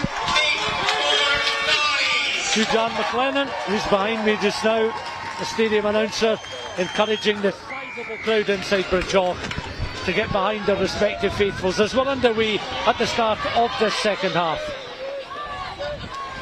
Taken on then by a Stirling County side, leading just by 2 points. Jodie Hutton, and the pick and go is good to the forwards again getting involved. Early stages of this second half. looking to spread the ball out. 3 players across on the left hand side, willing runners here, included in that Rachel Shanklin. Shanklin up towards halfway, goes to ground, in behind very quickly then is Jodie Hutton. Hutton on there through the hands there of Ainsworth, the fly half, on now to one of the replacements there, Sophie Murphy. Remember, they placed the entire front row, Kennedy, Hopwood and Murphy coming on in that first half for Stirling County. Just rejigging the front and second rows. That's offside. a quick tap taken. An offside decision again given against the Cougars, and as you say, Kaeli, quite rightly, a quick tap taken. Kaeli King, the vice captain of Watsonians, alongside me for this playoff final between Stirling County and the Cougars. And the Cougars on the defensive just now as Rachel Shanklin again into the 22. Better momentum here as Fee Keys comes up in support as well. Wonderful play there from Stirling County, looking to offload once again. Ainsworth into the 22 they go. Over the ball once more is Jodie Hutton. Penalty though awarded to Stirling County. Quick tap and go once more. They've got the momentum at the moment. Ainsworth the fly half, looking to direct operations. In behind quickly is Hutton, looking to recycle ball. Another penalty awarded. And the referee's going to stop the watch. Going to have a little conversation with a few of the Corstorphine players. Emma Turner foremost in her mind, I'm sure. The referee is the captain. Corstorphine not rolling away. Another Stirling County player is stripped and ready to come on the park. And again, Stirling have done enough to get across the line. Sheer power driving them across inside the opening 2 minutes of the second half, and making a very lively second half count with a wonderful score. And it's Hopwood wearing 16 is the try scorer. The third try for Stirling County. One of the replacement front row forwards on for the try. And we'll get to see this again, that the power of Hopwood is particularly impressive here. Readying herself and slamming the ball down here in delight at scoring a try in the final. What about that, Kaeli? I would love to be a fly on the wall for Stirling County, because they came out after that halftime break and there has just been nothing but momentum from them. Like we've said earlier, it's a really well paired match. Both sides are a formidable force, but Stirling County looking to get the points on the board quickly. Margaret Hopwood then scoring the try that has extended Stirling's lead. Fly half, a little deft effort there from inside the 22 from Katie Ainsworth, but just unable to make the difference. So 15 points to 8 is the scoreline. Big cheer goes up as the scoreline announced around the ground. So Cougars have got a bit of work to do. Remember, the Cougars scoring 44 tries in the season to Stirling's 74. But Cougars have been winners here back on the 8th of October by 27 points to 20. And it looks like there's a sub being made on with number 22. Puccianti is on. So Stirling have, I think, only Brogan Henderson left on the bench to come on in this final. Meanwhile, back to the action. Jodie Hutton again, on very quickly through the hands there of Katie Ainsworth. Stirling leading now by 15 points to 8. Hutton and Ainsworth again linking up well. Bottom pass from McCrae. Up towards that 10 metre line, still inside the Stirling half of the field. Looking to work it out towards that right hand channel. And Stirling gaining some ground up towards the halfway line. Penalty awarded to Stirling once more. Corstorphine conceding a few in the early stages of this second half. Stirling trying to take a quick one. The ball eventually finding Megan Kennedy, but the referee, Mary Pringle, had already penalised or already blown to bring play back for a regulation restart. And it's back now with the Stirling scrum half, Jodie Hutton. Hutton with a little tap, on again towards Katie Ainsworth. This time Megan Kennedy happy to try and bulldoze her way up towards the edge of the 22. Hutton and Ainsworth, the half-back partnership linking up well. On towards the try scorer Rachel Cox. Cox then, one of 3 Stirling players to land tries in this final. back it comes towards McRae. McRae clattered into there, and Stirling once more recycling some ball. Back to Murphy. Murphy with the scrum cart. Attempted tackle comes in there. Corstorphine getting themselves back on their feet as it's recycled again. Ainsworth. Shot off the 22. All Stirling at the moment. Kennedy tries to play out wide, looking for some width. Been successful, opting to go through the forwards and playing it wide. Stirling in the game so far. Back it comes again through the hands of Murphy, becoming very involved. Murphy, powerful running there from the replacement front row forward. On they go once again, trying to bring the back row Heather Davis into play. Inside the 22, Davis is tackled, back to her feet. Recycle ball, Ainsworth on then towards Key.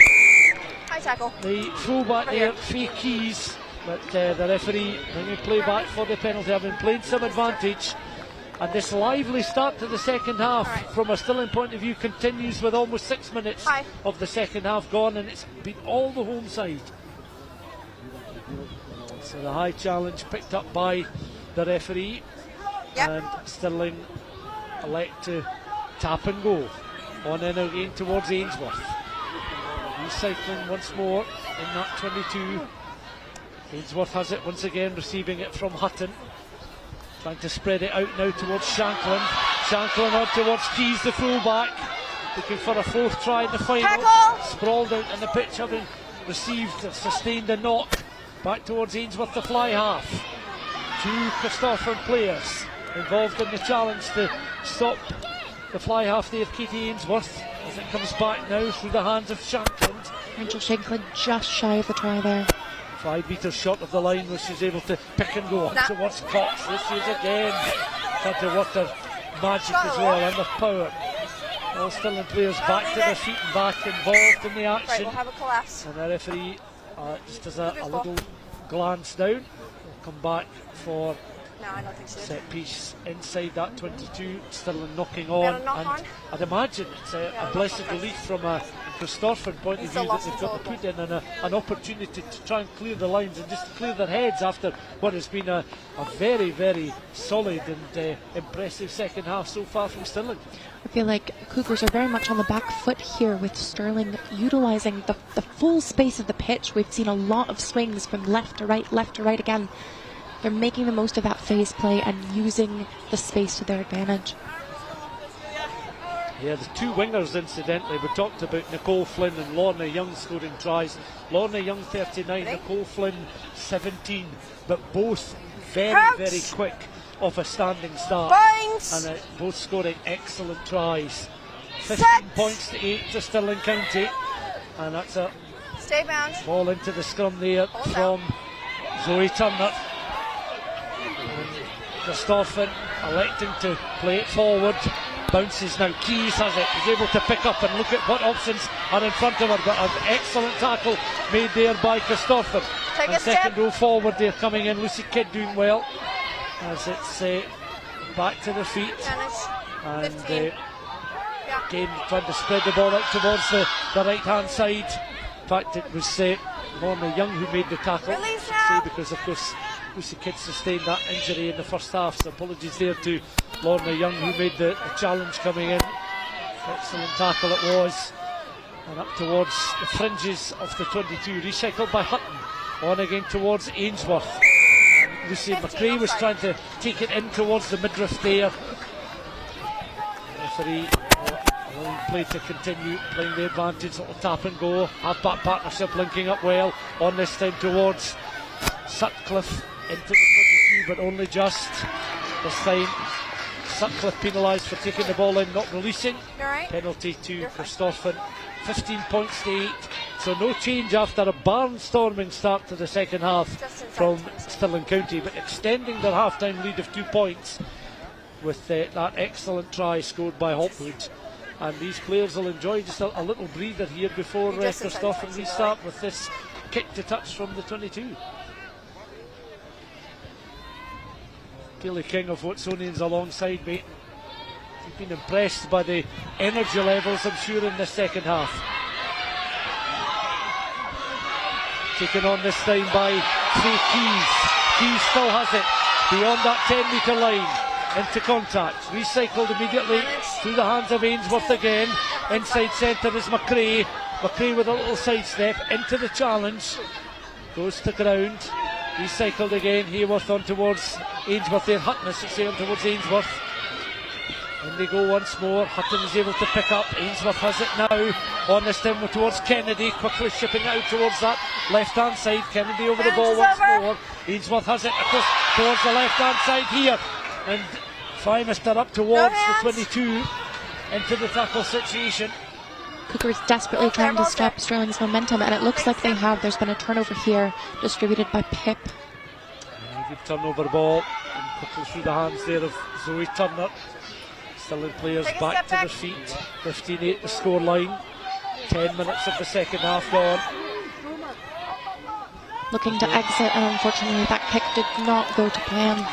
A rather sclaffed effort there, coming off the side of the boot of Clark, the outside centre, and you could see she was trying to hurry the kick.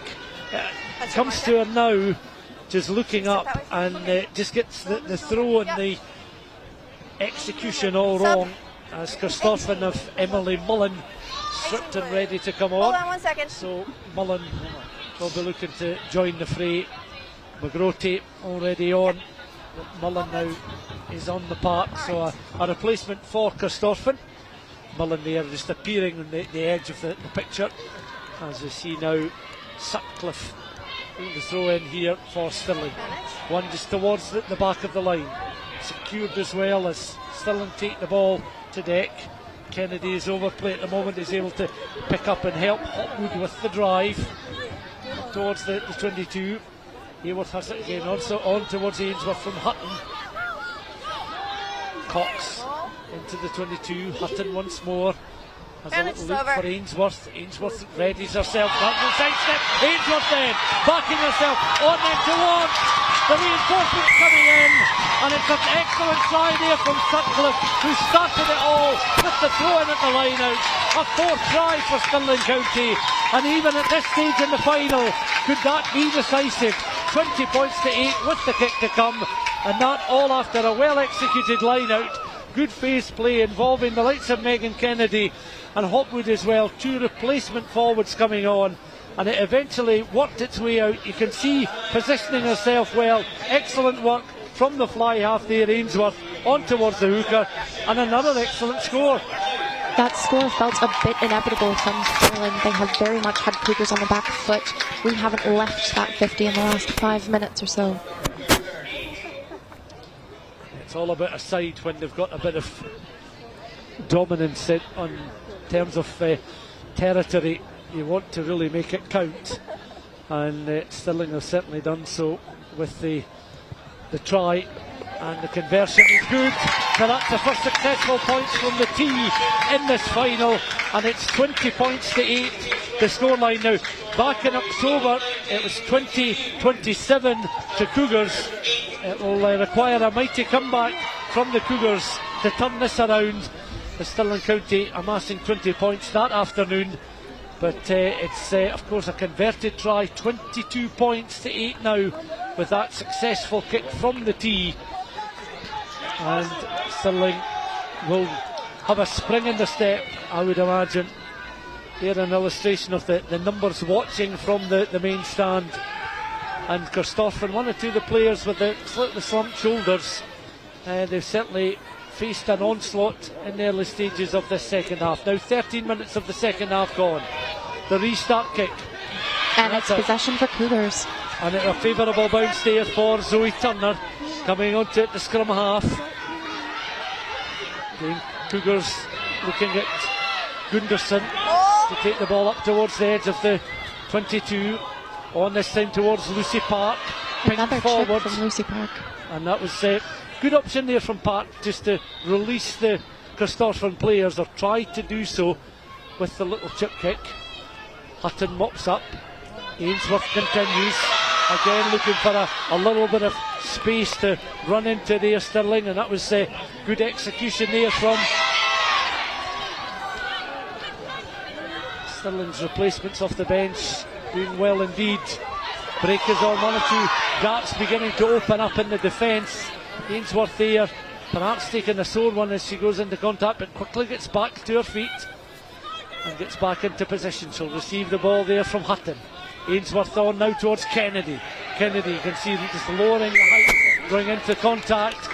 Cougars penalised, penalty to Stirling, another player down, receiving a bit of treatment inside the 22. A welcome breather for these players. 22 points to 8 the scoreline. 15 minutes of the second half gone. Really unfortunately, it looks like Tanya Griffith, number 10 for the Cougars, is down, as well as another Cougars player. Picking up a few injuries there, one inside the 22, one just outside. Now, just before the try for Stirling, you mentioned Emily Mullen coming on. She scored 5 tries in just 2 appearances this season. She could make a big impact off the bench, but at the moment we're looking at the Cougars and they seem a bit discouraged. Stirling has just been absolutely relentless with their attack. That's exactly the sort of, I suppose, reaction that Corstorphine would look from the likes of Mullen, who's been an explosive player since coming off the bench in previous matches, or starting previous matches, and Eric Jones and Gavin Paul, I'd imagine, would certainly be looking for that sort of response and performance from Emily Mullen. But it's a lot to ask of one player, certainly. Corstorphine players had a very good opening 20 minutes. Stirling worked her way into the first half and then had that slender lead at half time by 10 points to 8. But if this was a boxing contest, they'd be well up on points based on their performance in the early stages of this second half. Worth reiterating, this is their first final and they're certainly making it count now. And this the latest of the scores there.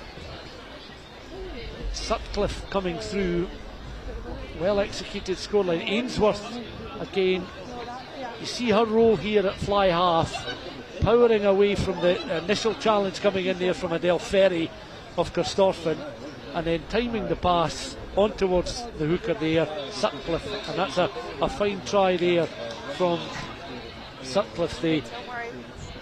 Now, rugby is very much a mental game, and we talk about how it could go either way. These two teams are very well matched. Cougars coming out and dominating initially, but Stirling coming back and really changing. And I think it's worth noting that the team tragically lost Ailey McNabb in August 2019 and Siobhan Cadigan in November 2021. Siobhan and Ailey were both very much loved friends of the team, and the girls will likely be playing in their memory. So it's not just the fact that they've made it to this final. The team has experienced some real loss, and I think that it goes very far in creating a really good team dynamic. Yeah, these are moments that they will certainly share with everyone in their thoughts and everyone inside the ground this afternoon. No question about that. On now. Fujigawa plays the ball downfield and Stirling are able to pick up close towards the own 10-metre line. Very solid challenge coming in there.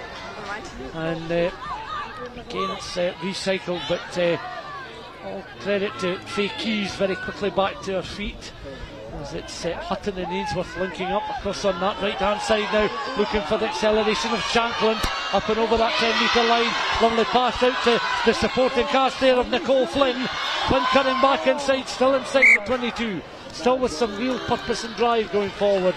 But the referee up with play, and that move for Stirling County breaks down just as they encroach back in the Cougars 22. And they're feeding off the vibe of the crowd, I think, as well, these Stirling players, particularly in this second half.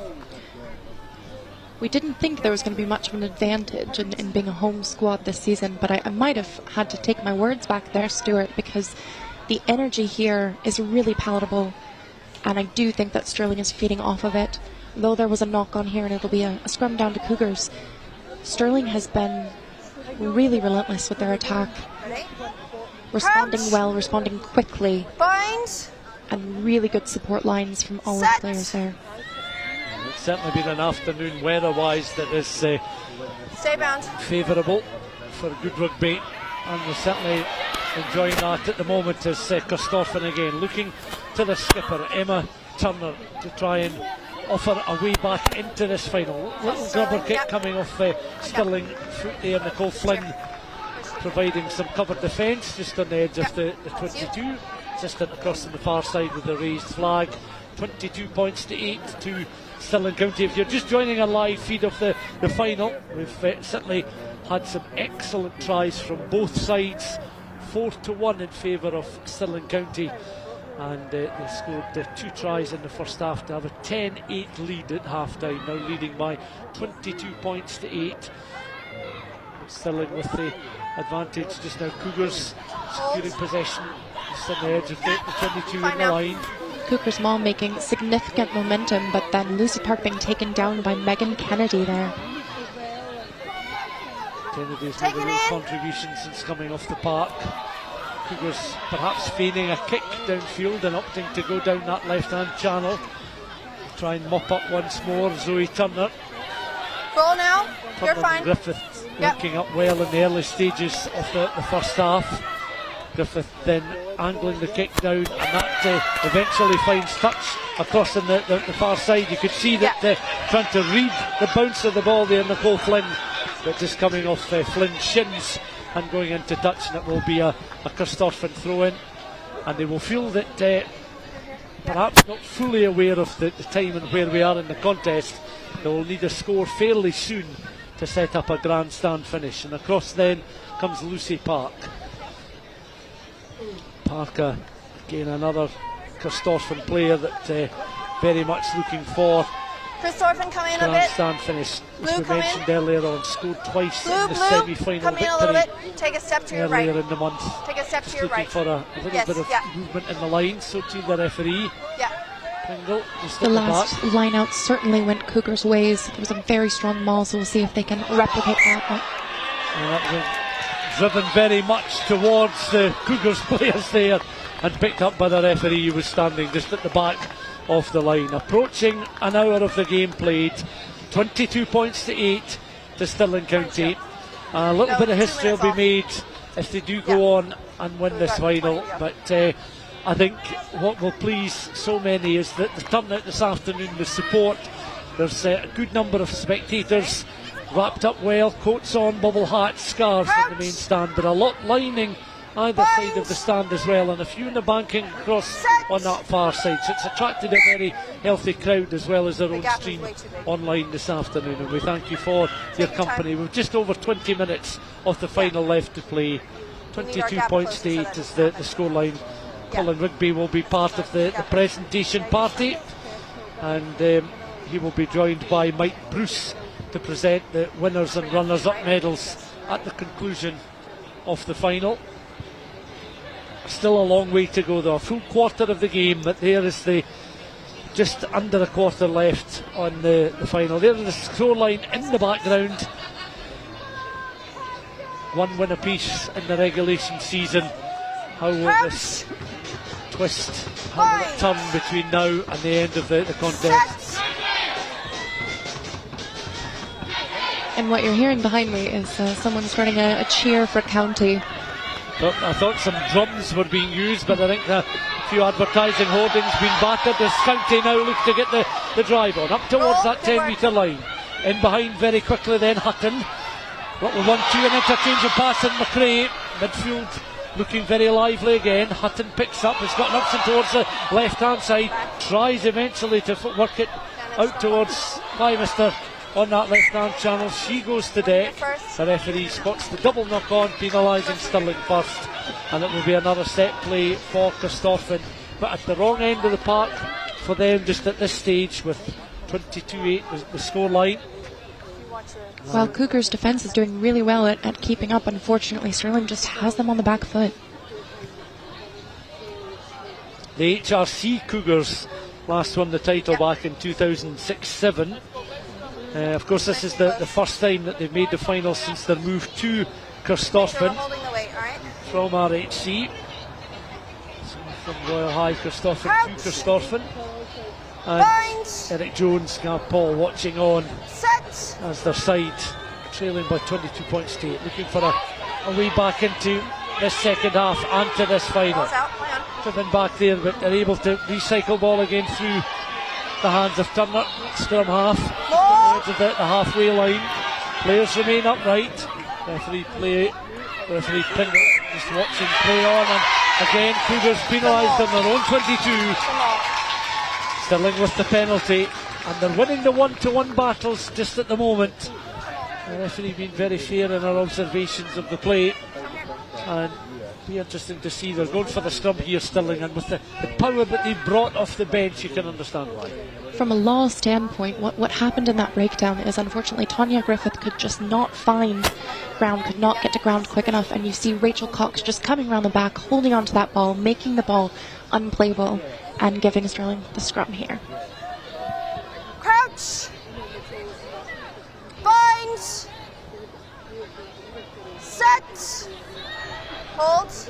Hutton then feeding the ball into the scrum. Made 12 appearances this season. Started up in Dundee, was Stirling University between 2014 and 2019. Hutton has it once again. On in towards Ainsworth. Again, quickly through the hands of the midfield. And the McRae and Shanklin have done well in the middle of the park then for Stirling. Hutton once more on towards Ainsworth. Their hands have been very assured. Cougars scrambling desperately to try and keep them out. I feel another score would certainly settle it as Shanklin just a little grubber kick into the 22, sliding into the control possession of the ball. Stirling, but again, Cougars. Take your time. Wait, stay there, stay I think there. a knock on there. Cougars player is back to her feet. Ball currently with Zoe Turner. But this is important phase of the game from Stirling as well, because they've got Cougars down this end of the park, eating into the remaining time. They can see the clock now appearing beside the scoreboard. They know how long is left, they know the situation, and they know they're playing for a bit of history. And it'll be, whatever happens, whatever the outcome, it's going to be an emotional one for these players. Another injury, another opportunity then for the Cougars players to take on some fluids. Kaeli Fraser down receiving a little bit of treatment. Been in the front row along with Lucy Park and Merrin Gunderson in the front row for Corstorphine. Yeah, we were just saying the same thing. So if we've got both sides, I think it's very obvious that both squads really, really want this win. Stirling is coming out on top at the moment.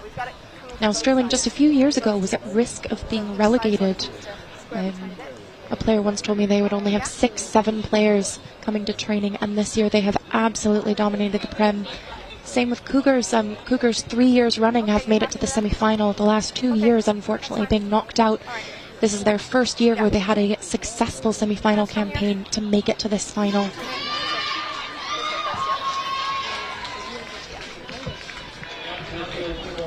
Cougars making a replacement here. Devin Anderson has come on for the closing stages. and then another one. Don't know if you were ever a fan years back of the shotgun series Police Squad, but there was a character in Police Squad called Art Gunderson.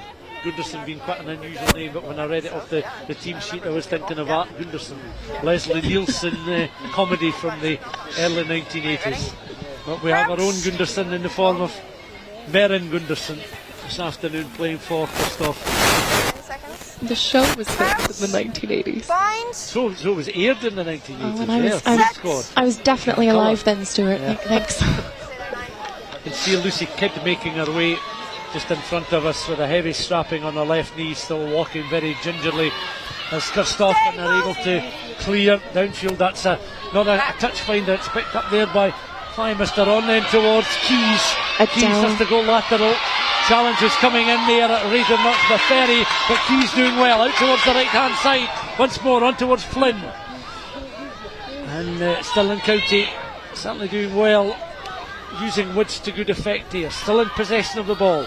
On towards Sophie Murphy.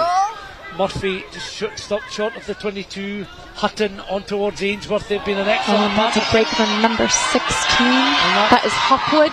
Hopwood, who's been there or thereabouts in an attacking sense. One of the players off the bench. Another casualty on the deck as we've reached the final 10 minutes, half-hour mark in the second half.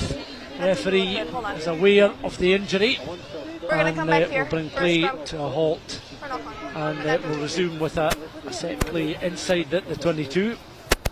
And you can see the player Oh, down sorry, there, I but thought it was a head an thing. excellent break involving Kind of went down in a Hunger Hotwood at pace inside the 22. Another Corstorphine player is down. There's been a fair few casualties, and if anything, Stirling's changes quite early on, Kennedy, Hotwood and Murphy, have in some ways helped turn the tide of this game in their favour. Absolutely. I think their forwards are playing really well together. Now, I would argue that Stirling is a forward-dominated team, but what we're seeing is the speed of play, the offloads, the response, and the seamless work between the forwards and the backs is really allowing them to utilise the full width of the pitch. That last one was really good. Keep it up. Their speed in response to the game, the Cougars just haven't been able to match it defensively. But Benson back up on her feet and is back and ready. Has moved to Cougars this season. Had a spell at County back in 2020.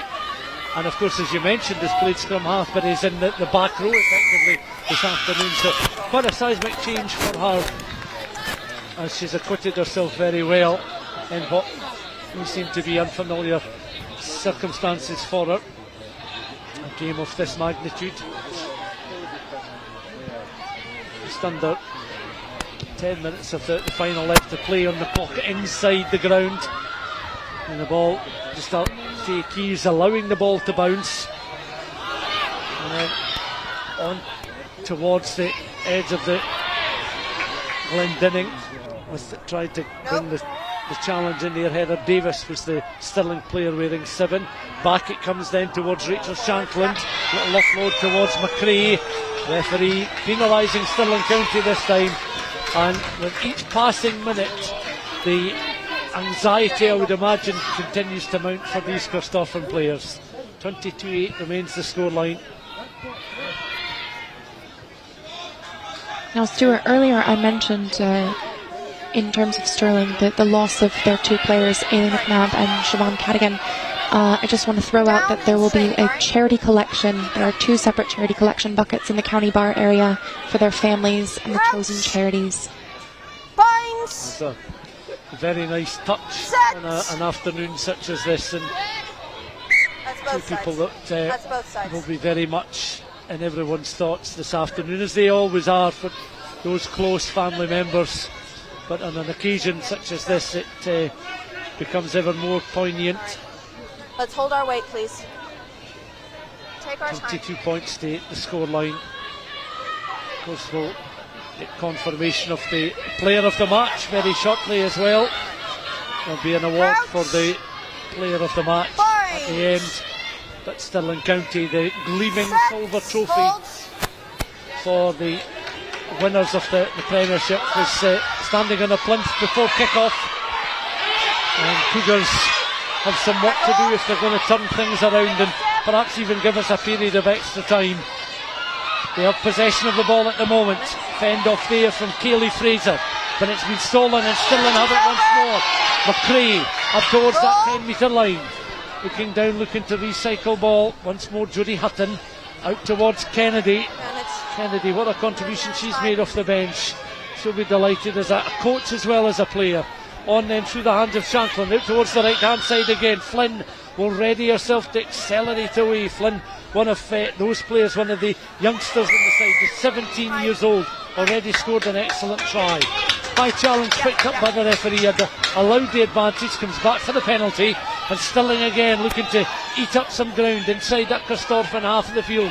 Corstorphine just have not had the responses in the second half as Heather Davis in towards the 22. Recycled once more, on towards Cox, one of the try scorers, spreads the ball out to Shankland. Shankland back inside now, and you can see McRae in the 22, but it's been stripped, and Stirling County, the referee, stopping the watch. We've had quite a lot of penalties and a couple of high tackles as well. Expectation in the earlier. voice Not and now, the earlier. sort of almost the behaviour of the crowd. Yes, we're going to come back here. But I need tackles lower. This will rank as a great moment in Stirling County's history for sure.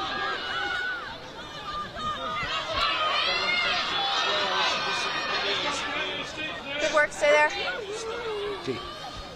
And taking on McRae of Stirling County. Oh, there's a 2-on-1 situation opening up here. This could be the icing on the cake for Stirling.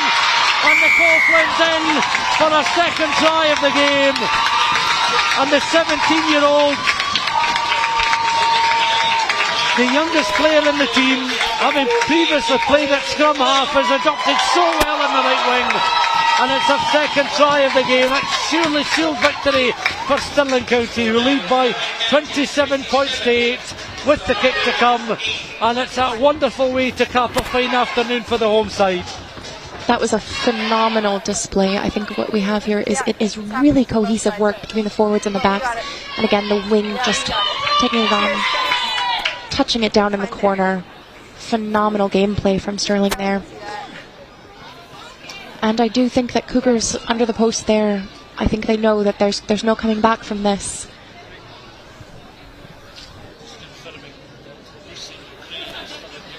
Score 27-8, 27 Stirling, 8 to Cougars.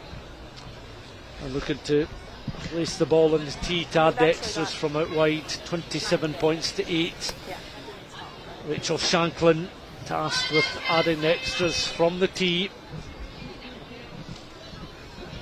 And these are minutes that the Stirling players will be able to enjoy with such a handsome advantage on the scoreboard. Of course, they defeated Heriot's Blues women at Peffermill last weekend by 28 points to 5. Corstorphine winning a bit of an Edinburgh derby, defeating Watsonians by 17 points to 0 the week before. Replacement for Corstorphine, Rebecca Bestwick, comes on, and it's nice to see them still going to the bench to give these women the chance of a few minutes at least of the final experience.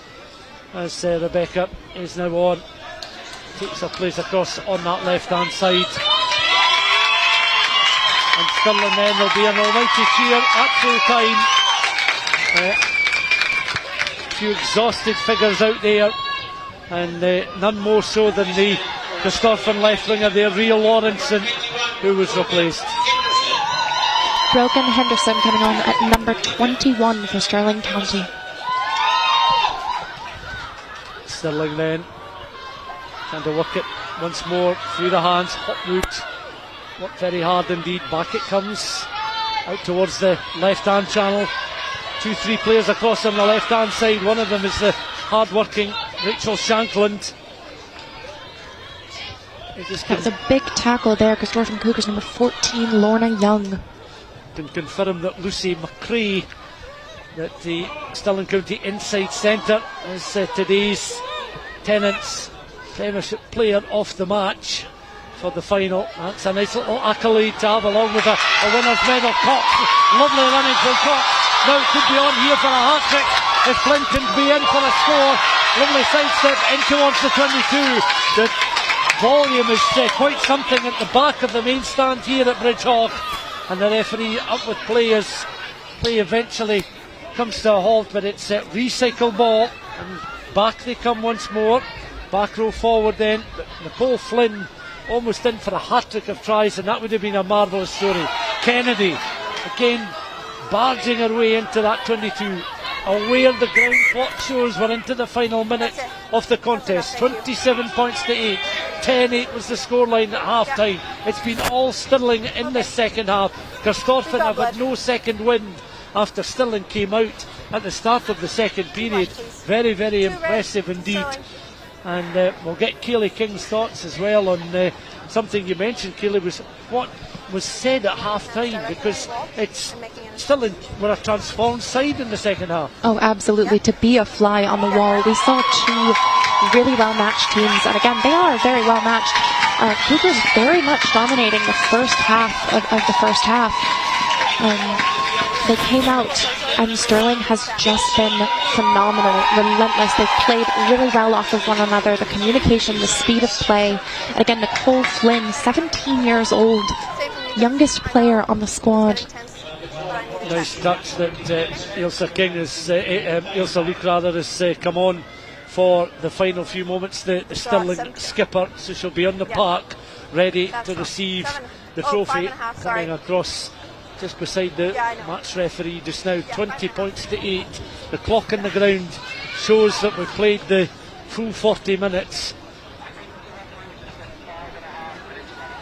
So we'll have some stoppage time because I don't think the clock in the ground has stopped during the course of this second half. So probably around 5 minutes of the game left to play.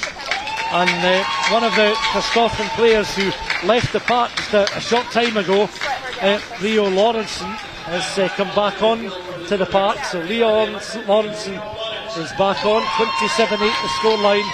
Play resumes then with this penalty for Corstorphine inside the Stirling half of the field. 27 points to 8 the scoreline.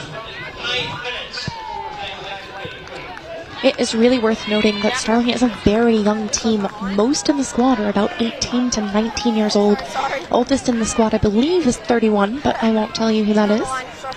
And that's certainly, it bodes well for the future when you have a nucleus of really talented, enthusiastic young players, and if they can keep them and stay around on the back of success like this, you know, it does bode well for the club, and making a bit of history this afternoon as they're on the verge of their first major championship.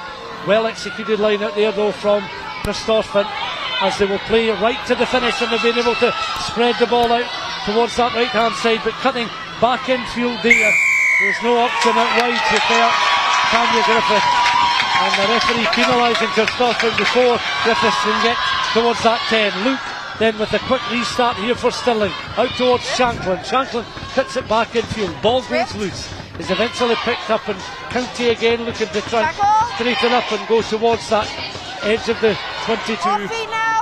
27 points to the scoreline, eating into the final few moments here at Bridgehaugh. Another really solid challenge coming in. Corstorphine's second row forward there, involved in the challenge, Adele Ferry, with a very, very solid tackle. You know who just picked it? She's turned it over. She's got it. Take a step, 6. Corstorphine with the ball again. Possession, big run down the wing. They're looking for support. She offloads to number 14, Lorna Young. Young, who was a try scorer much earlier on in the contest. Back it comes then to Zoe Turner. Turner then is able to find hands in the form of Anderson just off the bench. Turner has it again. That was very well taken there by Kaeli Fraser, has to be said. Stirling managed to strip ball.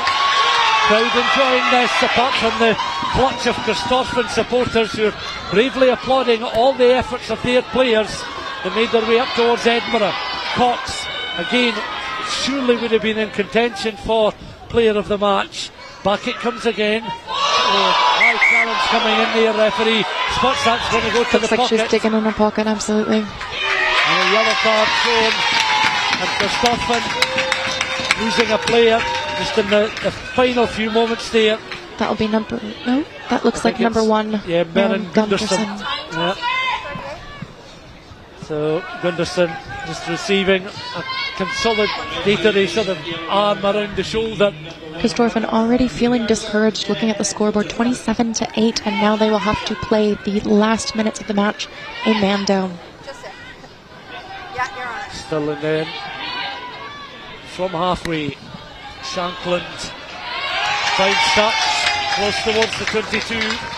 Stirling will take all the time they want as they make their way down to throw the ball in. Photographers then beginning to line up in front of the stand.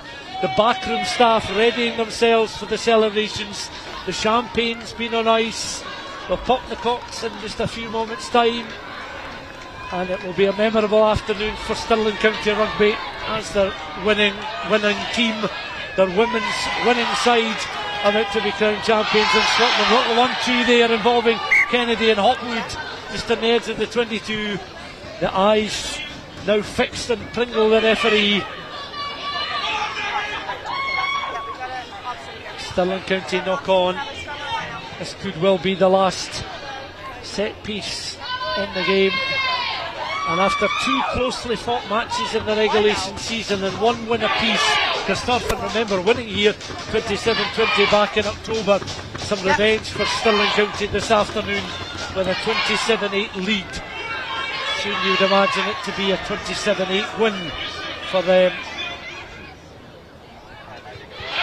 Stab thrown towards the front of the line. Unfortunately, the line-out just not going the way that they wanted. Ball is being recovered by Ailsa Luke, Stirling's number 1 and captain.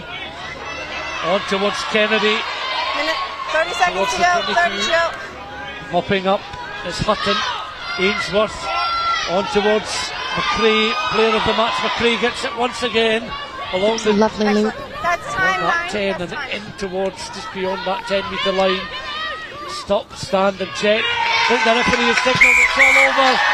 And it is Hutton that plays the ball into touch. And on come the replacement players. Those substituted. And it's all a case of embracing one another. Megan Kennedy almost disappears in hugs. And it is surrounded by 5 or 6 players. The referee has blown for the end of the match. And Stirling County have won a famous victory in winning this championship final by 27 points to 8 and are crowned Scottish champions. And all credit to them, having defeated Heriots in a playoff semi-final a week ago, earning home advantage after finishing the regulation season top of the pile. They've done just that bit more this afternoon to defeat Corstorphine, and it's congratulations to them. And Kaeli King, what an atmosphere inside Bridgehaugh today. I can't even hear myself think, Stuart. Stirling fans are absolutely going wild. There's some very happy tears here. 1915 it was when the sides met at the start of January, and little did they know then, they maybe suspected they would be meeting again in a playoff final. That's how it turned out this afternoon. By 27 points to 8, Stirling will be victorious. Colin Rugby and Mike Bruce, the CRB representative for this region, will be presenting the medals to the winners and the runners-up. The trophy is already on a plinth, gleaming, lovely silver trophy with the blue Scottish Rugby ribbons either side attached to the handles, and it will very shortly be presented to Stirling County and their captain. As I can see down below us as well, Lucy Kidd is on the park with her teammates, the beaten teammates. But there's the full-time score. Tennent's Women's Premiership final. Stirling County 27, Corstorphine Cougars 8. And let's have a look back at some of the highlights in this second half then. And Stirling were out of the blocks, absolutely flying in the opening exchanges of this second half, having made some changes in the front and second rows at the start of or midway through the first half and at the start of the second period. It was an excellent try. Rachel Cox had scored in the first half, so too had Nicole Flynn. But the start of the second half, Hopwood here appears just in the right place at the right time to finish off a move from close range, and that extending the lead to 15 points to 8. See the delight on her face there. Ainsworth then, an excellent position she takes up, cuts through the initial line of Corstorphine defence. There's no way that Ailsa Clark could stop her, and then it was a lovely floated pass out there towards Sutcliffe, who'd positioned herself well to finish off a further score for Stirling County. But we get to see here, Kaeli, the sidestep there of Ainsworth, and it was all about just positioning, the simplest of passes, but it was important that it was finished off correctly. Something that Stirling County did really, really well in this match was making sure that they had every opportunity. You see players with ball in hand, looking for an offload, deciding whether or not they're going to take that aggressively, and of course Sutcliffe again with a beautiful try.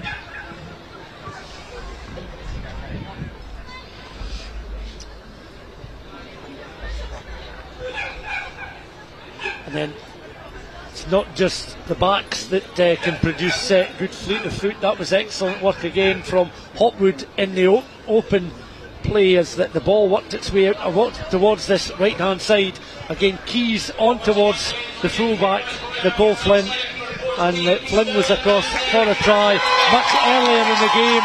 It was Lorna Young who'd scored our opposite number for Corstorphine to get Corstorphine up and running in the final. But Flynn, the youngster, the teenager, the 17-year-old, over for an excellent try and absolutely clinical. Really phenomenal scenes here as Corstorphine Cougars line the pitch ready to take their second place medals. So runners up and Colin Rugby and Mike Bruce down by the presentation table. It has been a phenomenal campaign for Corstorphine Cougars, led by their captain Emma Turner. 2 years in a row they've been knocked out in the semi-final, and though the loss will be hard for them, it's phenomenal to make it to this pitch to Stirling today. So the first of the presentations will be for the player of the match, which of course went to Lucy McRae, the outside centre of Stirling County. But yes, it's been a memorable few weeks for Corstorphine Cougars captain Emma Turner. We mentioned her appearance off the bench against Wales. And Lucy McRae is warmly applauded as the player of the match, and she comes out of the huddle of Stirling County players coming across to receive her player of the match medal, almost rather sheepishly coming towards those in the main stand. Lucy McRae absolutely looks very surprised there, but she had a stormer of a game, really good game visibility, directing her fellow backs very, very well. She kept the game going at an astronomical pace. Cougars just couldn't respond. Lucy McRae making her way back to her teammates there.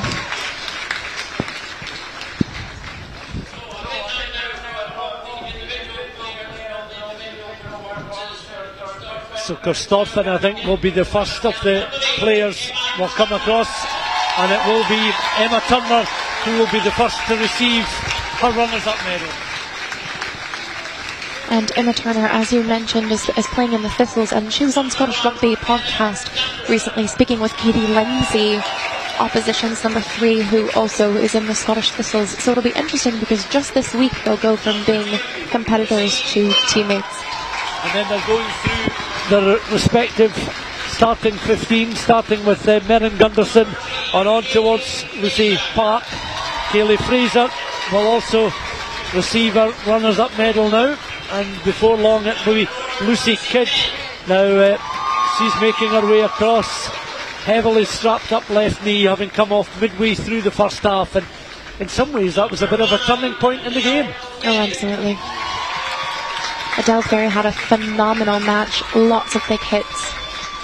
But Benson will be next to collect her runners-up medal as she comes across, and this is nice that they're being introduced one at a time to receive their medals. Lily Glendinning comes across as well, and rather sort of rueful smile on her face there as Zoe Turner, of course our sister of Emma Turner, Tanya Griffith comes across, jogs across rather sprightly to receive the runners-up medal. Rio Lawrenson is the next to receive it. Then on towards Morgan Welsh, the Corstorphine midfield, and Ilsa Clark will be next to come. Then Lorna Young, the right winger, the try scorer, got that try very early on in the match to give Corstorphine the wing, the lead at the time, and Hojigawa receiving her runners-up medal. Of course landed the penalty goal in that first half, and now it's on to those players on the bench: Devon Anderson, Louise Green, Lauren McGrotty, Rebecca Bestwick and Emily Mullen, the remaining players to receive their medals.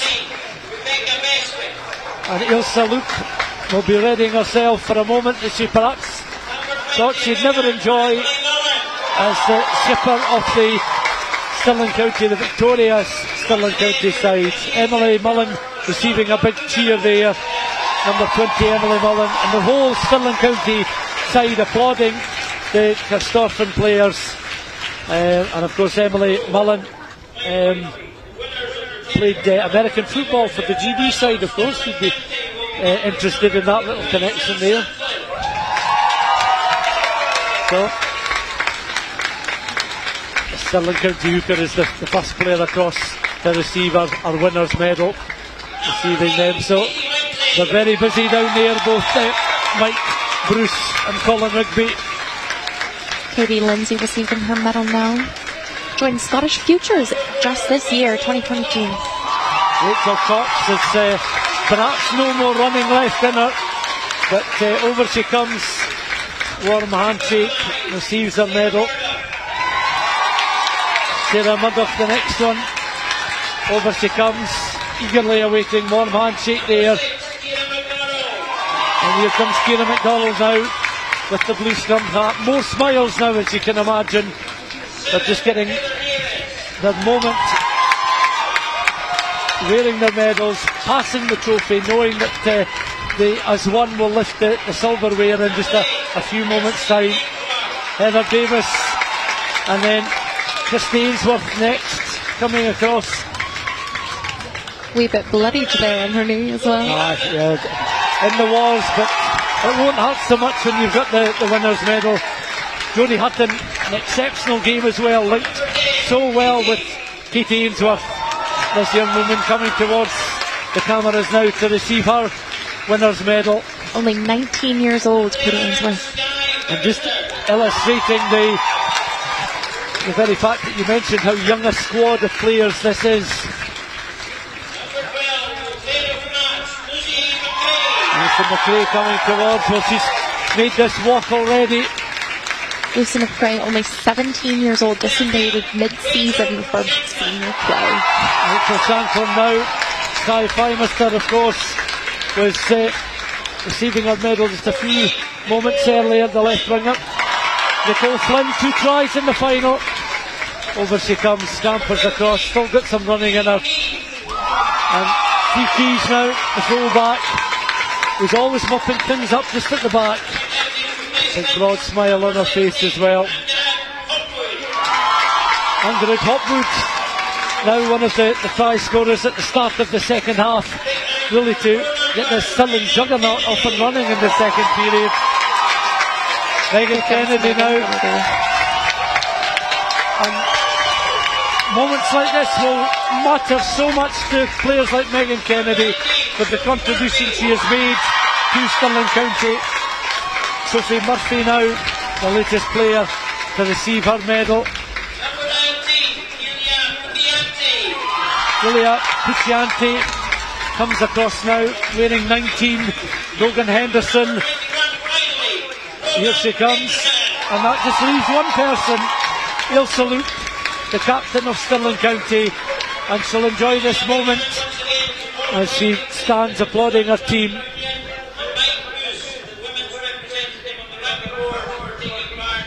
Mike Bruce being thanked for his involvement in presenting the medals, and Ilse comes across now.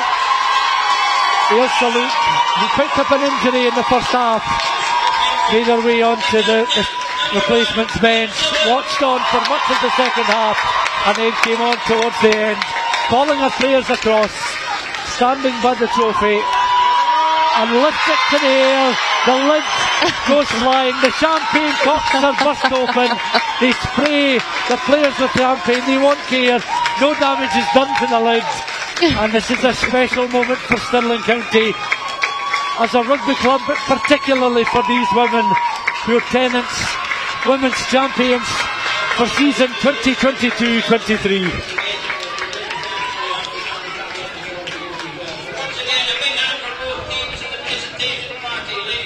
And on the website and in the papers tomorrow, Women's Premiership champions, season 2022-23.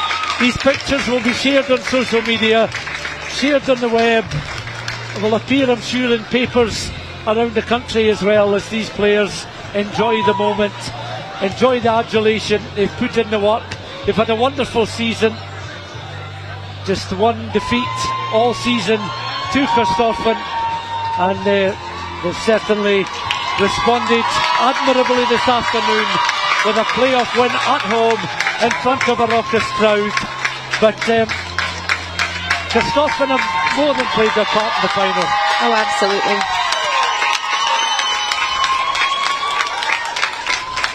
Though Corstorphine will be disappointed, it is so worth noting that they, just like Stirling, had a phenomenal season with only 2 losses this season.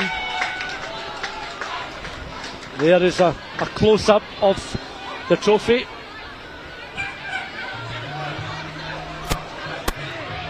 Here's a look, I think, is calling a few players, a few backroom staff, maybe some family members as well. There's a dog on the pitch. This is the family moment, the extended family, those that I suppose have supported in various ways the individual players and the club as a whole. And Queens, we are the champions, are now beginning to ring round Bridgehaugh. Feel free to sing along, Stuart. It's a good rendition. It's been drowned out by the cheers, and another bottle of champagne has been opened and sprayed across some of the players. But as I say, they won't care. They'll not subject the world to a Queen tribute, slaughter a masterpiece. But no, it's worth it. The players enjoying moments like this. Despite being a really young and arguably an inexperienced squad, Stirling came onto the scene and have absolutely dominated the Prem this year. And their first championship win, of course, having defeated Heriots in the semi-final. Congratulations to all the Stirling County players, to Megan Kennedy, one of the coaches, to Mike Ainsworth as well, for the contribution that he has made. And we'll leave you now with scenes pitchside at Bridgehaugh. It's congratulations again to Stirling County's women, winning the Women's Tennent's Premiership final by 27 points to 8 against a feisty, well organised but ultimately beaten Corstorphine Cougars side.